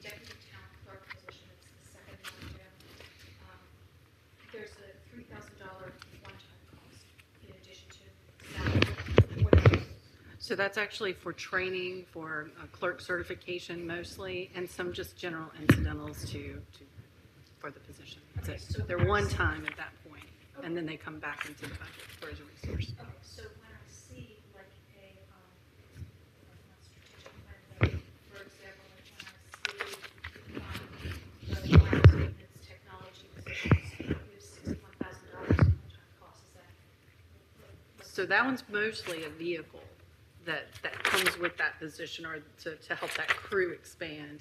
The other pieces would be PPE gear, would be some training, and some supplies that would come with that position. Okay, but generally speaking, you can't get vehicles that would do anything. This particular vehicle would go in the list to be able to acquire, I think, quicker than the others that are more or more emergency related type vehicles that have a much higher level of upfit and specialization that comes with those vehicles. Am I getting the thumbs up back there? Okay, so I just, it's just really a general question because I see a lot of one-time costs associated with those. It's going to be Great question. equipment, vehicles. Okay. Generally. And if you'd like me to break out the basics of that in your FAQs, I can add that level of detail, just so you have that for future reference. We do have a methodology. The other thing that comes with that is any kind of technical equipment that the position's going to need, like a laptop, for example. All right, that's helpful. Okay, and then the only other question that I had was on page 32 at the top, the police impact team. I'm concerned about not having those full-year positions. I would really like for both of those positions to be full-year. I think we need that police impact team. So we do. And so there's a couple things with that. One is that it's very challenging to make that full year, because even if we advertised as soon as this budget was approved, we would not be able to have a police officer in service by July 1st. It takes longer than that to hire. So in talking with John and with Chief Acosta, they feel that it's a prudent approach to add this quartermaster position at the 3-month mark, and then the police detective at the 6-month mark. It doesn't mean some of that work can't start, formulating the team and understanding who's going to be on the team, making some selections, because of course that impact team will be existing officers. The new officers will take their place in patrol. But so that work can be started, but we couldn't start the team July 1st if we wanted to. Okay, but say that the impact team is made up of existing officers. This is a CID detective position.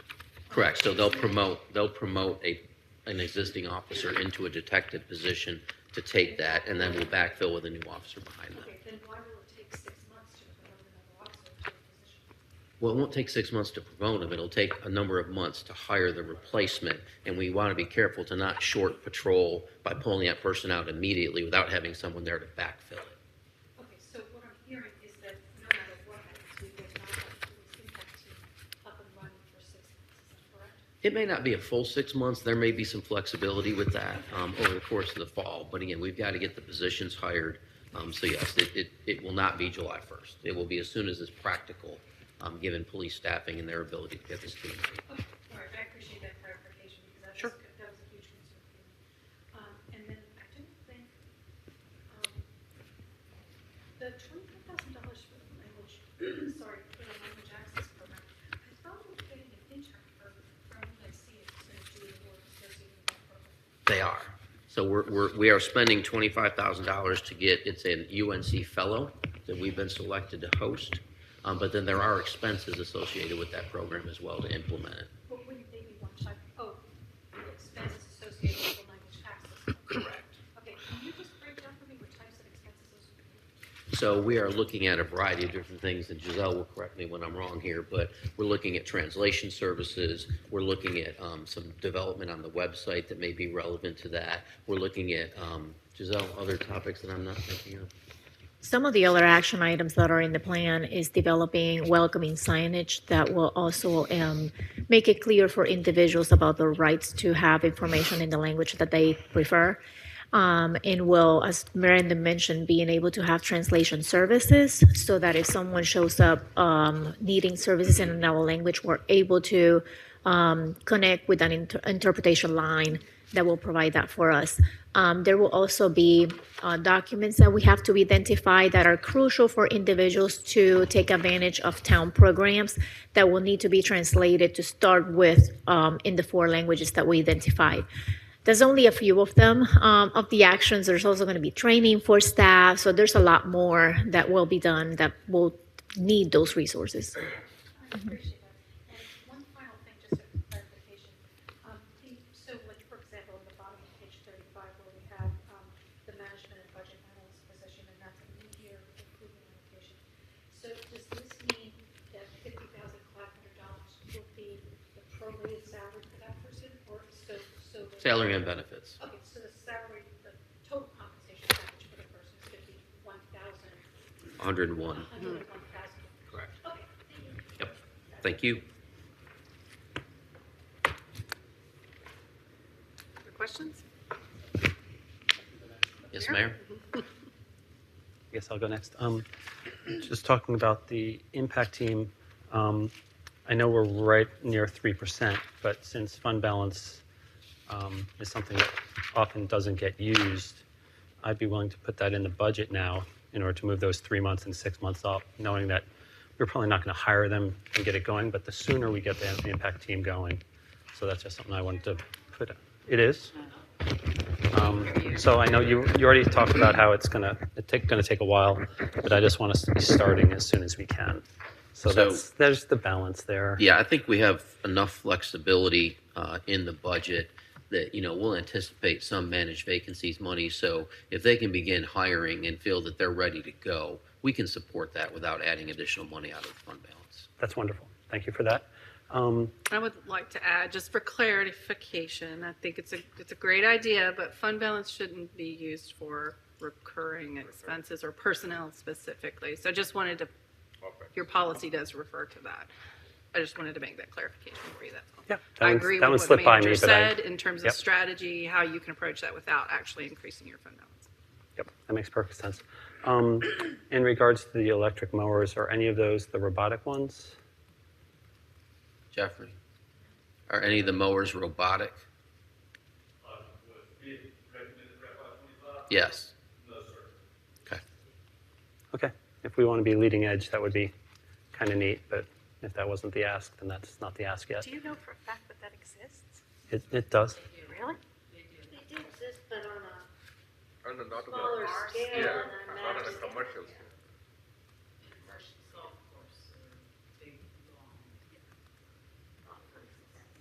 So I leave that to staff's discretion about when to start to bring those in, because the technology, if we want to be leading edge, that'd be pretty cool. For the language access plan, I love the idea of using the generative AI and computers to help us with the translations and stuff. I know a lot of places like Google do that already automatically. So you have money in this budget for IT to kick off generative AI, and if we don't want language access getting ahead of that, but if there's an opportunity, we'll certainly do that. Okay. And then I mentioned the Veterans Memorial last time. That's a topic I'd like to talk about a little bit. It's my understanding that in order to take the next step to move forward on the plan that was approved by both the committee and this group, they need $75,000 for a design that is essentially shovel-ready and make things happen. It's my understanding that they have $58,000 raised, so there's a $17,000 shortfall, which is holding them up from the next step, which should, I think, make it easier for them to get grants, do more fundraising, and keep the project moving forward and keeping the momentum. So that would be something that I'd be interested to know if the council would support the $17,000 in this budget in order to help them over that hump and move it forward, knowing that the challenges of fundraising are tough. And I think that this would be an important thing to keep moving forward. So would anyone like to share their thoughts on that? I've spoken to a couple of the members of that committee, but they would obviously have to weigh in as well. How much? $17,000. I would support that. So can I add, honestly, if you really want to support them, I would tell you what you need to do is get involved and help them with their fundraising. I think that's, yes, would $17,000 help them with their gap right now? Sure, but their real need is an all hands on deck, everybody help, go through your networks and help them with their fundraising. That will go a long way. I think they're going to get to their donation to be able to fund the construction. It's beyond that they need help, and obviously that gap, if you want to help with that now. But I would encourage each one of you to reach out to them and ask them what you can do to help them with their identifying donors and get solid, good donations. They have a plan in place where they've already outlined prices for folks that want to buy a brick at a lower end, and then they go all the way up to a plaque on the wall eventually saying that you're a major donor. The price of benches. They even talked at one time about trees. Somebody buying a tree. I'm not sure if that's in the paperwork that they put together, but I would tell you that will be more valuable than what you're asking right now. And I've already talked to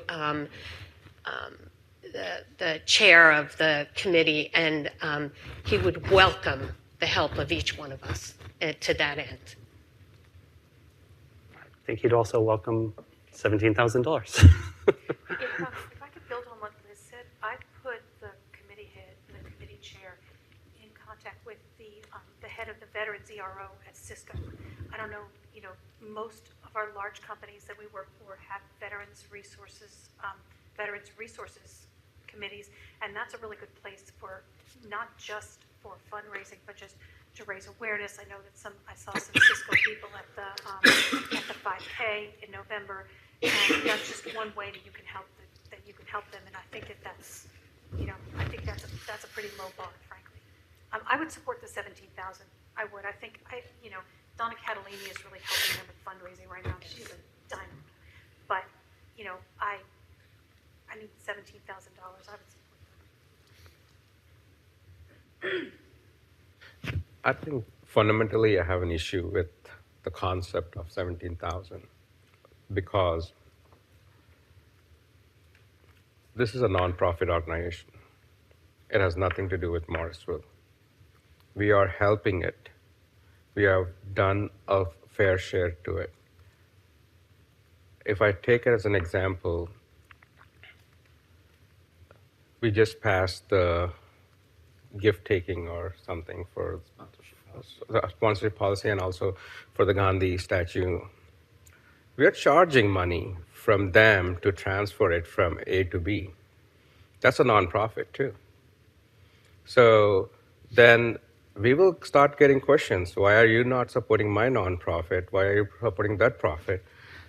We have 1051C is the fire department is also 501c too. They have their events. They can also say why are we not getting money? So it's a slippery slope for me because you're not setting a precedence. Yes, they're short of money. Yes, I support the veterans. I support everything. But the question is not that. The question is this the right thing to do? And my conscience says, if we do that, we how much did we give them last time? 30, 40, or 50,000? Well, be clear, we didn't give them any. We've never given them money. We spent towards it. It is because Frank said we cannot give money to a nonprofit by any means. And because we don't have a policy in place, so now you are doing that. Because that was our services. We had paid for Stewart's services, Stewart's engineering to come up with a design, and it was all on our side. But here, are we give 17,000 to them onto their bank account? I have a problem with that. That's not the right way to do it. Can I say something? Yeah, and then Frank, our attorney, wants to weigh in, or if you want to let him go first, it's up to you. You want to go first? Just to follow up on that point, there's nothing inherently wrong with giving money to a nonprofit, but it needs to be to carry out a public purpose, a town function. So if we didn't have the aquatic center and you wanted to give money to the Y for swim times for Morrisville residents, from 9 to 11 or something. I mean, that's a recreation function. You're just using the Y to carry out a recreation function. So here, to be honest, I have to think a little bit, what is the town function? What is the town public purpose? I mean, I guess you could maybe say it's part of the Parks and Recreation Department. I don't know. Anyway, might need to refine that a little bit. But the legal point is money to a nonprofit needs to be to carry out a town function.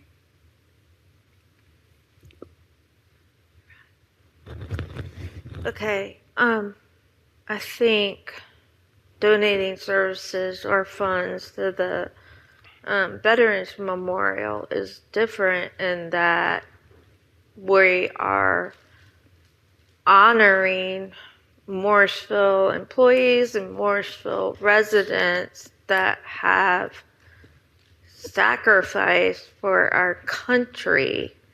And I think that makes a difference comparing this nonprofit to other nonprofits. We're honoring residents, and we have lots of employees that are veterans as well. And so I think it's a noble endeavor for us to support, having that memorial or that Veterans Memorial on town property. So I don't see it as a slippery slope. I would be in favor of it. I got it.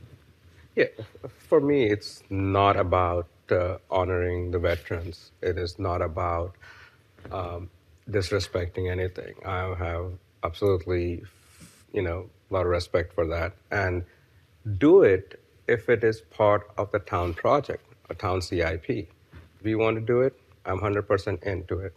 But this is like, we have donated, what are the things we have done from a town point of view as a council, right? As a council, we have allocated money, allocated the land. They can have the memorial. That is number one, a good investment.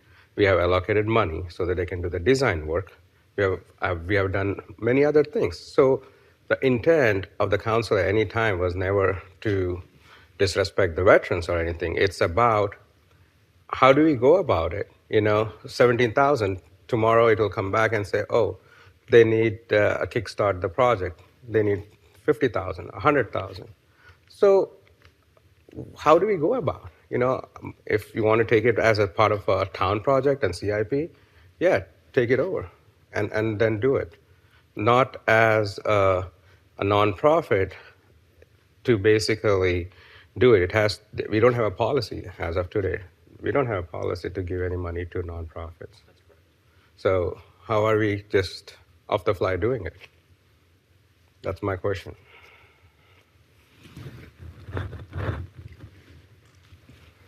This is a real challenge because I understand and appreciate your point, and I understand and appreciate your point. I come from a family of veterans. It's very important to me that we honor the veterans in the town and surrounding communities with having the ability to gather and to honor our veterans from this area and future veterans as well. The problem I see is the fundraising mechanism within this organization needs to be more aggressive, enhanced, supported, because it's like if you give somebody a fish they eat for a day, if you teach them to fish, then they will keep fishing and keep getting. So how do we teach and support the Veterans Memorial Foundation to fish? Because they need more money than just to get past the design. They need support and communication and press and a whole lot of other tools in order to be successful to reach the goal of having a wonderful site because I love the design. I think the design is beautiful. It's an amazing opportunity for the town as well. So how can we get to the point that it's not just 17, but we help them understand that they have to have a plan about how they're bringing the next, tier of fundraising in, and that we're investing in the next step, and we're also understanding and appreciating their milestones and so forth. We had the chamber come in and explain to us their model and what benefits the town is achieving through some of the stipend that we give them and some of the benefits through the programming. Is there something similar for this? Because it's kind of a quasi situation. And Anne, if you want to jump in, please do.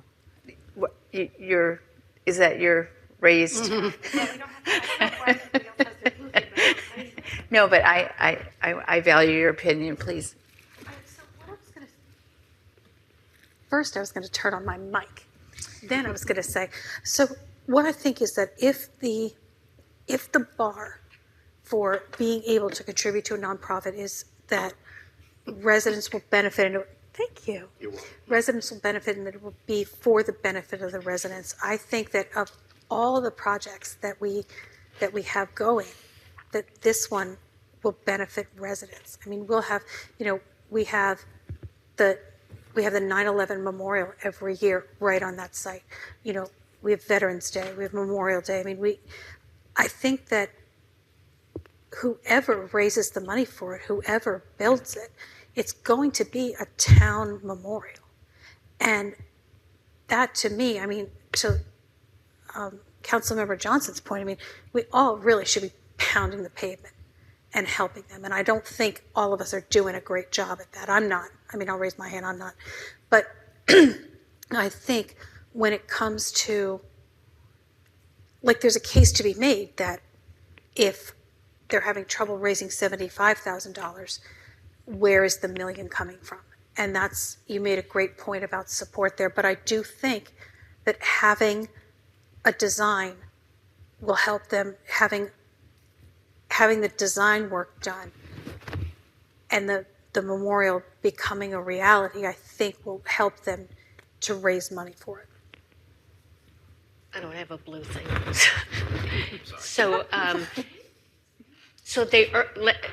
I think we need to get all our facts straight and clear, and I misspeak sometimes, so I want to make sure they already have a design.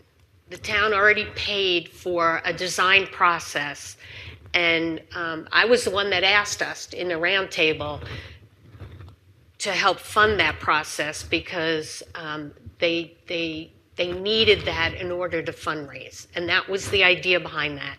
And so the town funded that. We did not give that to them, but we funded that whole project. And then as a result, there is a design that they do use, and they have on their website, and they have the video that when they go out and table at events, they show that video. So they already have a design to help fundraise off of. This next step is actual construction drawings. I don't see the value of that to help fundraise. The design, and they admitted that it was the design that would help. The construction drawings are not for use to... No, they already have a design. We paid for that design process. There was public input. It's a beautiful design. I would agree. I think it's going to be beautiful one day. So I'm going to repeat what I said before. It should be right now, all hands on deck, helping them fundraise. I'm telling you, if 7 of us would help fundraise, we could raise more than $17,000 for them as quickly as we possibly could. I believe. I believe we have that ability. So I'm making the ask of everybody to step up and help them, and then help them beyond this point. And I think Councilmember Garamella makes 2 good points. One, if we're going to start giving money to nonprofits, well, I've got 2 nonprofits I'd like you all to donate to too. So I'm going to get in line. And you're right, the group that's donating the Gandhi statue, they're required, we're not giving them money to move this. So I think we need to think this through a little bit more. And if we really are going to start donating to nonprofits, then we need to give it greater thought and how we do that. And then the other point you made was about if we want to build it ourselves, if it's going to become a town project, and I'm not sure they're advocating for that, by the way. Absolutely not. And I know you don't, but I just want to be clear about that too. I think they want the fact, they like to be this, because I go to their meetings. I missed the one last night because I wasn't feeling well, but they like being a group, a nonprofit group that's involved in this whole process, and they would like to continue to be involved in this process. But, maybe that's a comment to say, are you willing to dissolve? And it becomes a CIP that then gets ranked, a project that gets ranked in our CIP. I don't know. I don't know how they would be receptive to that. But No, absolutely. There's an advantage of being a nonprofit because the people who give donations get tax write-off. So absolutely, I see a case for it. And a question from Michelle, if it is for construction drawing, if they submit the construction drawing, it has like a lifespan of 2 years or something before you start the work on it? well, that's a good question too. I can't hear. Yeah, so So what she said was that the site plan has a 2-year expiration, but once they have the permit to build, that doesn't expire. They can go with that for as long as they would need to construct it. So site plan and construction come together, right? Or just, because I want to be very clear, like you don't approve a construction till you have a site plan along with it, right? Typically, most people do combine site plan, Yeah, construction exactly. plan. It's not required. You can separate them. Won't go into the pros and cons of that. But yes, the site plan is valid for 2 years. But if someone has started construction, made substantial investment in the property, that the construction plan doesn't expire. But you have to have some proof of something.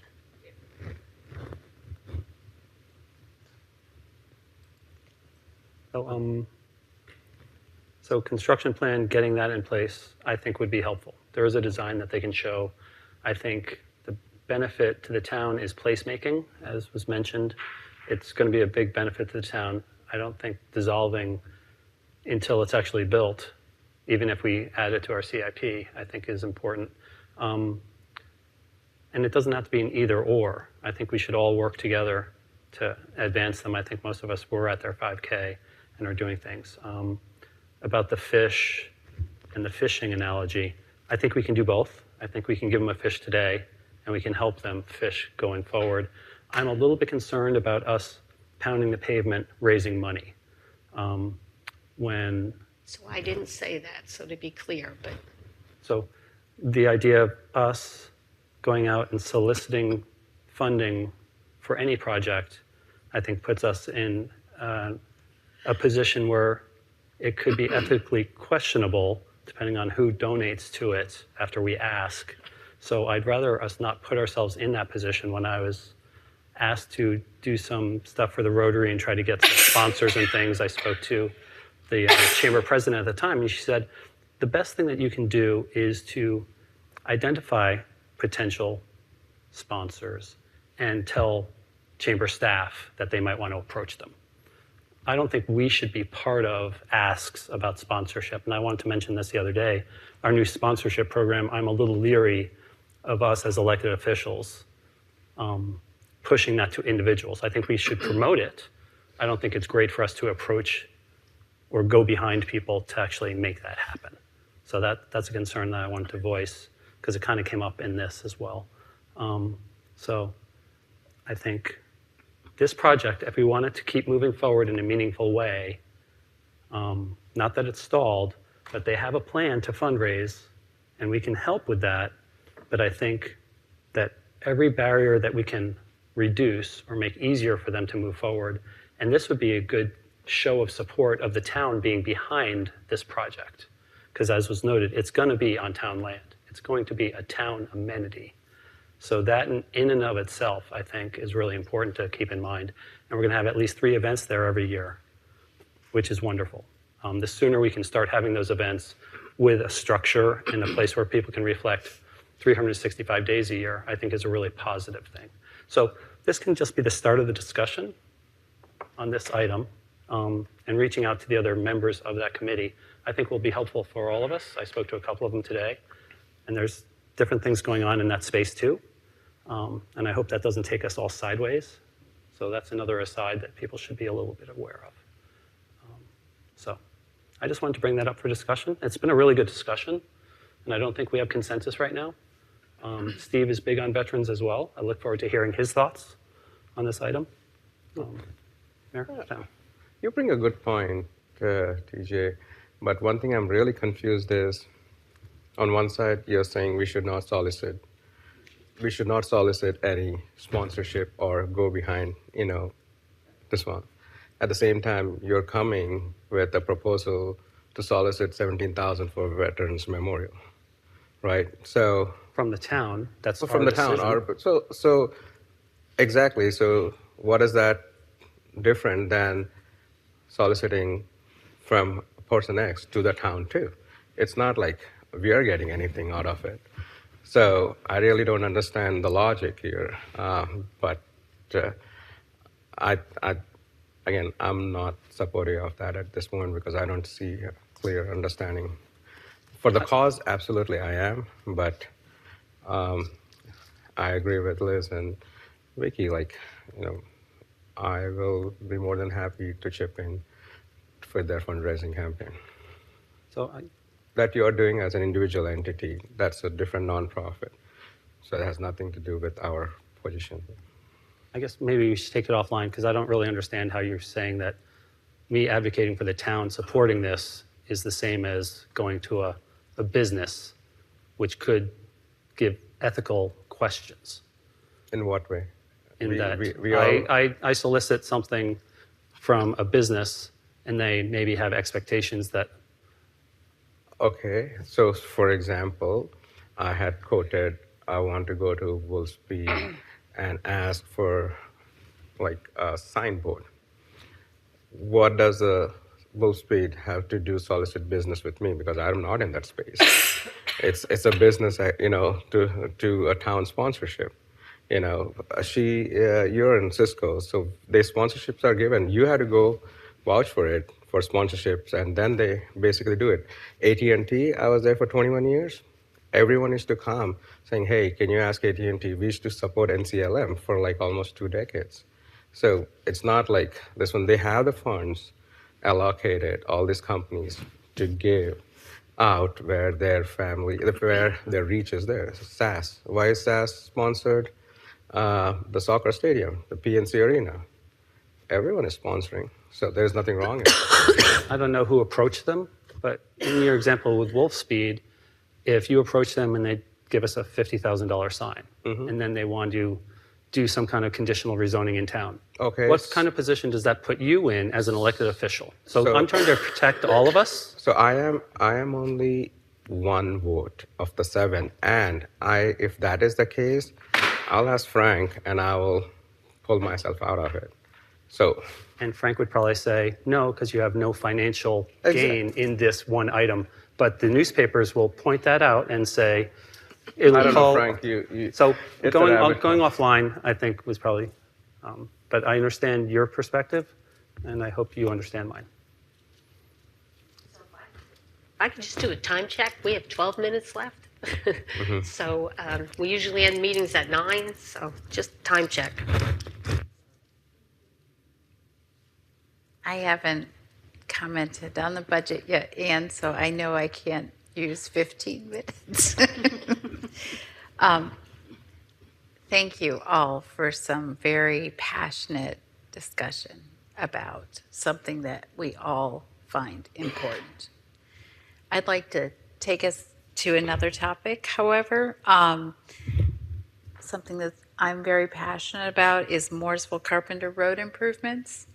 this project has been concluded for the road itself, but now we have pedestrian and traffic movement improvements ongoing. Are the cost of those improvements going to carry forward into 25, or are they going to be concluded in 24? Because I noticed the timeline of the signal at Old Savannah and Oriana won't be finished until the fall of 2024, which is into fiscal year 25. So they're a capital project, so they're not in your general fund. Okay. So they'll continue forward in that capital project until completion. Okay, so it's not affecting today's work directly, Correct. other than a few maybe bits. Then that's helpful because it's,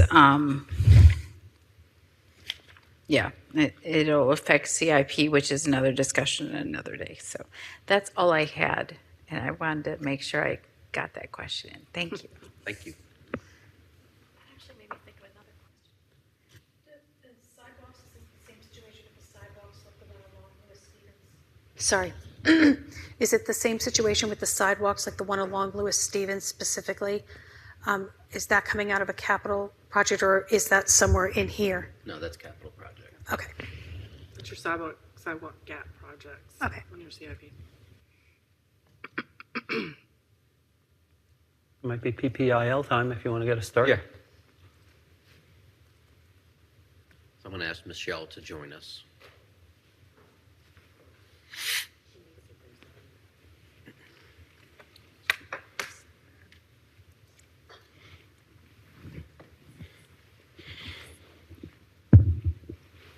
So I'll just introduce this real quick, if that's all right, Mayor. So Mayor Pro Tem Garamella had asked us some questions about, how does PPIL work and how might we be able to potentially increase the PPIL return? I think one of the points, not to speak for you, but has been concerned with the cost of land acquisition, and does that really relate to, are we getting fair value out of PPIL? So Michelle provided you on Tuesday night with a memo that I hope you all had a chance to look at that gives you the background on PPIL, talks about how we figure ours versus how other communities figure theirs. She does have a recommendation in here that could potentially, I think, address some of the concern and increase what our PPIL would be. And I'm just going to ask Michelle to go high level through some highlights, and then we'll take questions. Thank you, Michelle. So sure, some high-level highlights. So we have been calculating PPIL the same way since 2015. In 2015, the town did receive authority through local legislation to collect parkland payment in lieu, PPIL, for multifamily. A number of communities in the state have that authority. I can't tell you how many, but not everyone does. So we are lucky to have the authority to do that. And that's something that I think we should be mindful of and in a way make sure that we're protecting that for the future. The calculation in essence, and this is the calculation that council decided on back in 2015, looks at the amount of PPIL that is collected for single family. And when I say single family, I'm including single family detached and townhomes as well. So we look at that total amount, divide it by the number of lots amongst all those developments, and then we use a multiplier. Right now that multiplier is 0.79. Really what we do is we use census data to equate the household size of a single family dwelling unit or an owner occupied unit, versus a rental unit. So there are some assumptions there, but trying to get at what is the difference in recreational demand created by single family versus multifamily by looking at that owner rental ratio. And our current 2020 census data says that about household size of a rental unit is about 79% of the size of a single family unit right now. So that's just a broad overview of what that current calculation is. For multifamily, I did provide some examples of some of the recent PPILs that we're getting in, really just use the most recent projects that we've been reviewing along the McCrimmon corridor. But we are 800,000, 900,000 per project right now. So, I mean, that is not an insignificant amount of money. Those dollar amounts are going up. Our Parkland payment in lieu, I would say, is in line with other communities right now. Cary is higher than us, but Apex and some others are lower than us. You know, and going back through and really looking at some of the calculations and the years that the money was collected, I will say it is evident that fiscal year 19, even a little bit of fiscal year 20, is bringing that average down. And you're going back a couple assessments ago when you're looking at fiscal year 19. So that was the recommendation in the memo, is if we pulled out fiscal year 19, at this point, you're essentially still using 5 years of data because, I mean, we're almost at the end of the fiscal year. So you're not really going away from the formula that council, you know, had decided upon, but you are taking out some of those lower values because you're going, you know, we're not going back 2 assessments ago. If you did that, that would raise your PPIL to 3,121 and change. Still in line with other communities.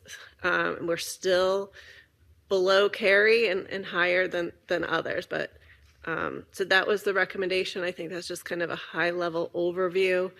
I have noticed the last couple years running this, just kind of as an aside, that the number of projects that we are averaging is reducing. So right now, I can't remember offhand, it was 4 or 5 projects. And, you know, as you go further, the number is decreasing and the size of the developments is decreasing. We have more single-family subdivisions that are more kind of in that 10-lot range as opposed to hundreds of lots. You do still have the Hamlet property out there. You have the Louis Stevens property out there. Thornberry and Park Town Center were your 2 most recent larger developments. They both donated land. So they weren't factored into that equation because they did land donation. But just noting that. But happy to take any questions that you have. Yeah. Thank you, Michelle. I think what you have done in the memo is an excellent job to give excellent overview. Some of my observations, you're right. You know, if Cary is 34 and Apex is lower, but also keep in mind, Cary is 4 times bigger than Morrisville, and Apex is also pretty big. So the availability of the good use of PPIL is done equitably. For me, when I was thinking about it, it is about what are we getting when we are, it's like not Parkland payment in lieu, like for the transportation we take. Streets payment in lieu. Like, you know, we take the money, but are we really able to build it, right? So we have seen over a period of time, you know, like the latest one was an International Drive where we had entire stormwater issues or, you know, streams, and we had to shell out $500,000 for that whole thing. It was not factored into, we didn't even think about it.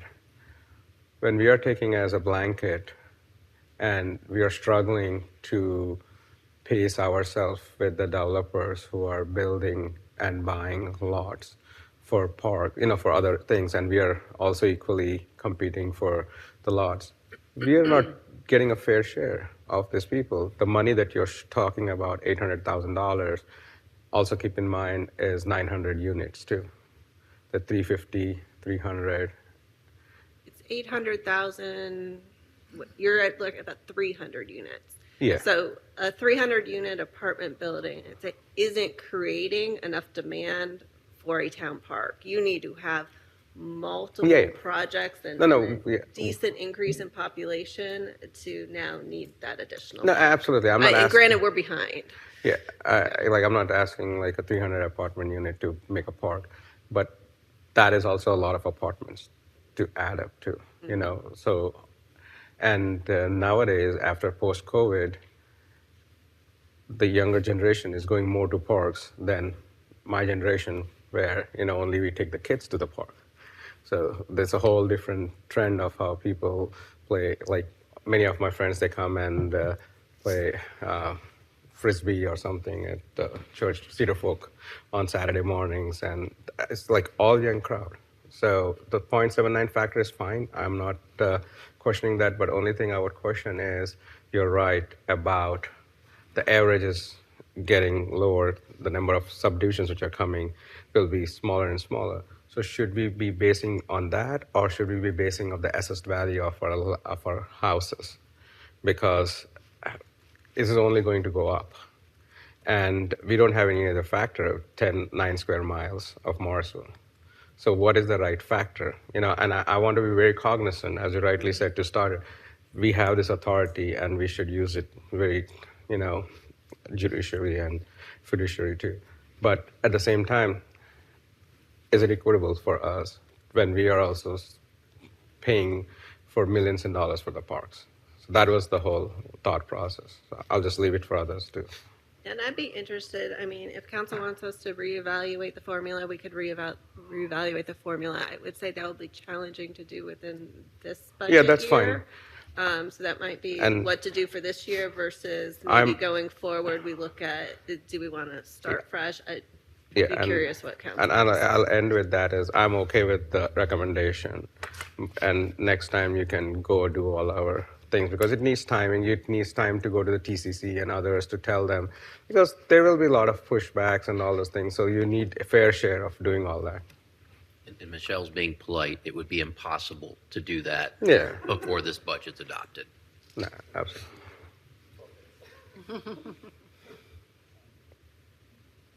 I could go next, if that's okay. Okay, thank you. So I really appreciate that it would be better for us to have more revenue from this stream. You talked about Thornberry and how they donated land, and that was based on just how many acres are part of an acre per unit. It's like 1/35 of the value times the number of, there's a formula to decide the amount of land donation it's as in well. there. Yeah. But what land did Thornberry donate? I don't recall seeing any kind of park. For the town center stormwater in that area, they donated some of that land. Okay, so that's what that got used for. Okay, because essentially, I do agree that the money that we're getting isn't enough to actually buy the land that we need. Like the 800,000, that's maybe an acre and a bit, and that's not large enough to do even a parking lot for us, a park that we need to create. So it would be able to justify a 3-year average instead of the 5. That was kind of mentioned. I want everything to be defensible. I don't want to have to deal with any problems, because I'm not that concerned that there's going to be many more apartment complex projects. I don't think there's going to be a lot of these coming in, but I don't want them to be able to come back and sue us later. But whatever we can do to make sure that we can use what we're able to without risking ourselves. And one thing towards that end also, if we're able to add to our policy, whatever the formula is, or whatever's highest, carry Apex or us. Because we are surrounded by these areas, and since we don't have really comps anymore, because we don't have people building those types of projects, maybe it's justifiable that we could say that we are part of a region and we can use that to inform our formula. So if that can get us up to the 3,400 like Cary is, that's $10,000, that's some money that might help. So those were just 2 thoughts that I had about this, but I really appreciate you bringing this forward, because I brought up the Holly Springs, and that's an outlier, but it got the conversation started. And I remember years ago, I thought that we could probably push a little harder to make this bigger. But then that was near when we had the legislature taking away authorities. So maybe that wasn't the best time. And we're still at risk of that. So there's a lot of moving parts. Taking away authorities. Yeah, so there's still a lot of moving away parts. From 2 communities last year. So I know you can't make a lot of changes, as you noted. We're kind of late in the process, but I'd support the recommendation. If we can get a little bit more, I'd be in favor of looking at that. But I just wanted to share my thoughts on that. So I think and I'll let Frank perhaps speak in a second. So I think for FY25, we feel that Michelle's recommendation is logical, it's justifiable, it's defensible, because you're still using a 5-year average. And we have those numbers. I mean, it's May 16th. It's not going to change dramatically at this point. And quite honestly, if it's something new coming, it would probably only go up. So we're defensible at using a 5-year average. I think there's much more work to do before we would be comfortable with what's the justification for going, not that we don't have it, but I think we need to develop that before we make the decision and don't cart and horse it. So I think that that's part of what could be done over the next year as we start having these conversations at retreat again next year or after, as far as how that perhaps could be considered. But I think the only change that we would recommend to you is to consider just using the FY24 data as year 5, dropping off that FY19 money. Michelle's right that that's 2 revals now ago. That's considerably different, and I think that's also very defensible. So can I just clarify, because you said it and Satish said it, you're okay with the recommendation. I want to be clear. You're okay with the recommendation that Michelle has in here to increase it? Because right now it's in the budget at $26.96, right? Correct. And so when we say Michelle's recommendation, are we talking about the 3121 number? That's correct. Okay. That's what the current 5-year, if you use FY24, would go to. And that would happen now for FY25? That would happen for projects that would come in for FY25. That would be your new PPIL number. But again, that's also not, keep in mind, that's not operating budget. That's into the PPL reserve. Exactly. So it doesn't change. I mean, we update the number in here, but it doesn't change your budget amount because that just goes straight to a reserve fund that's very restricted. And it's carved out for what's on the screen right here. And it's a drop in the bucket And anyway. there's assumptions that it would build. Well, you pick up about $100,000 estimated based on what comes in You're 25. comfortable with everything we've all talked about, defensible, everybody's comfortable. At this one, How yeah, much? Frank, You said 100,000? Yeah. I'm thinking 500,000. No, we would go, you're going from 26, 27 up to 31. You would go from what was anticipated to be No. 899 to $1,036,000. It's our best guess of what projects are going to come in. Yeah, what fiscal year. like for me, assumption was $500, right? 26 to 31. So $500 per unit. yeah, so So 500. based on what's 500 estimated coming in, we Yeah. believe it to be about $100,000 additional. That's an estimate. Can't say that enough times because projects slow, projects delay, but that's what we anticipate based on planning's best work right now. So for staff's benefit, can we give them a thumbs up that we're all okay with that recommendation? Are we good with that? Okay. Have what you need on that? Yes. Okay. We'll make that fee adjustment. What else have you heard tonight that changes anything? Honestly, that's what I've heard tonight that changes. Okay, everyone's comfortable with that? Any other thoughts? Thank you. Okay, tell us next steps. So we will update that in the budget document. We'll get that reposted so that that's available to the public to see. We had a budget open house today, so for the public, we have another budget open house. Well, we have a table at Springfest. We're hoping that the weather will hold out for us for Springfest to happen this weekend. And then next Wednesday, the 22nd, there is another budget open house here at Town Hall beginning at 6 p.m. Really encourage people to come to that. The budget portal is still open. They can also send comments if it's easier using the public hearing at morrisvillenc.gov for the meeting on the 28th. That'll stay open until I think 3 o'clock that day. The budget portal closes that morning, so we have time to evaluate all that information that comes in. And then the public hearing is May 28th. We have decided on a date for the MAFC budget info table. Dawn came back into town and she can do it on the 23rd from 11:30 to 2:30 p.m. She's coordinated with Kendall and feel that is the maximum time to get the most exposure. So a couple of people will be there. Maybe Willoughby have a guest appearance from the town manager. How many people came today? We had We had staff present. We did not get any residents. Okay. And we have only two, did you say only two submittals? Portal on the submittals. portals? Just to set expectations, on the 28th, there's public hearing that you can provide in person at at the microphone. Yes. If they want to have their thing read into the record, like we sometimes do with public address and public hearings, how would they go about doing that? Or is it only going to be like printed and given to us? They would email that to publichearings@morrisvillenc.gov prior to 3 o'clock that day. And if they have their name and their residential address, it would be read, or it would just be in the record? That is normally our policy. I think that would depend on how many comments we get, to be honest. You might have to make a decision that day as to whether or not you want to read them all in, or if it's a larger number, you might consider summary. Okay, and they would be part of the agenda packet? Because that goes out early. They would not be part of the agenda packet because those can come in until 3 o'clock the day of the meeting. You would get them when you arrive. So how would everyone else see those? Everyone else? The public. They would either hear it in the meeting or we would potentially post those afterwards. Okay.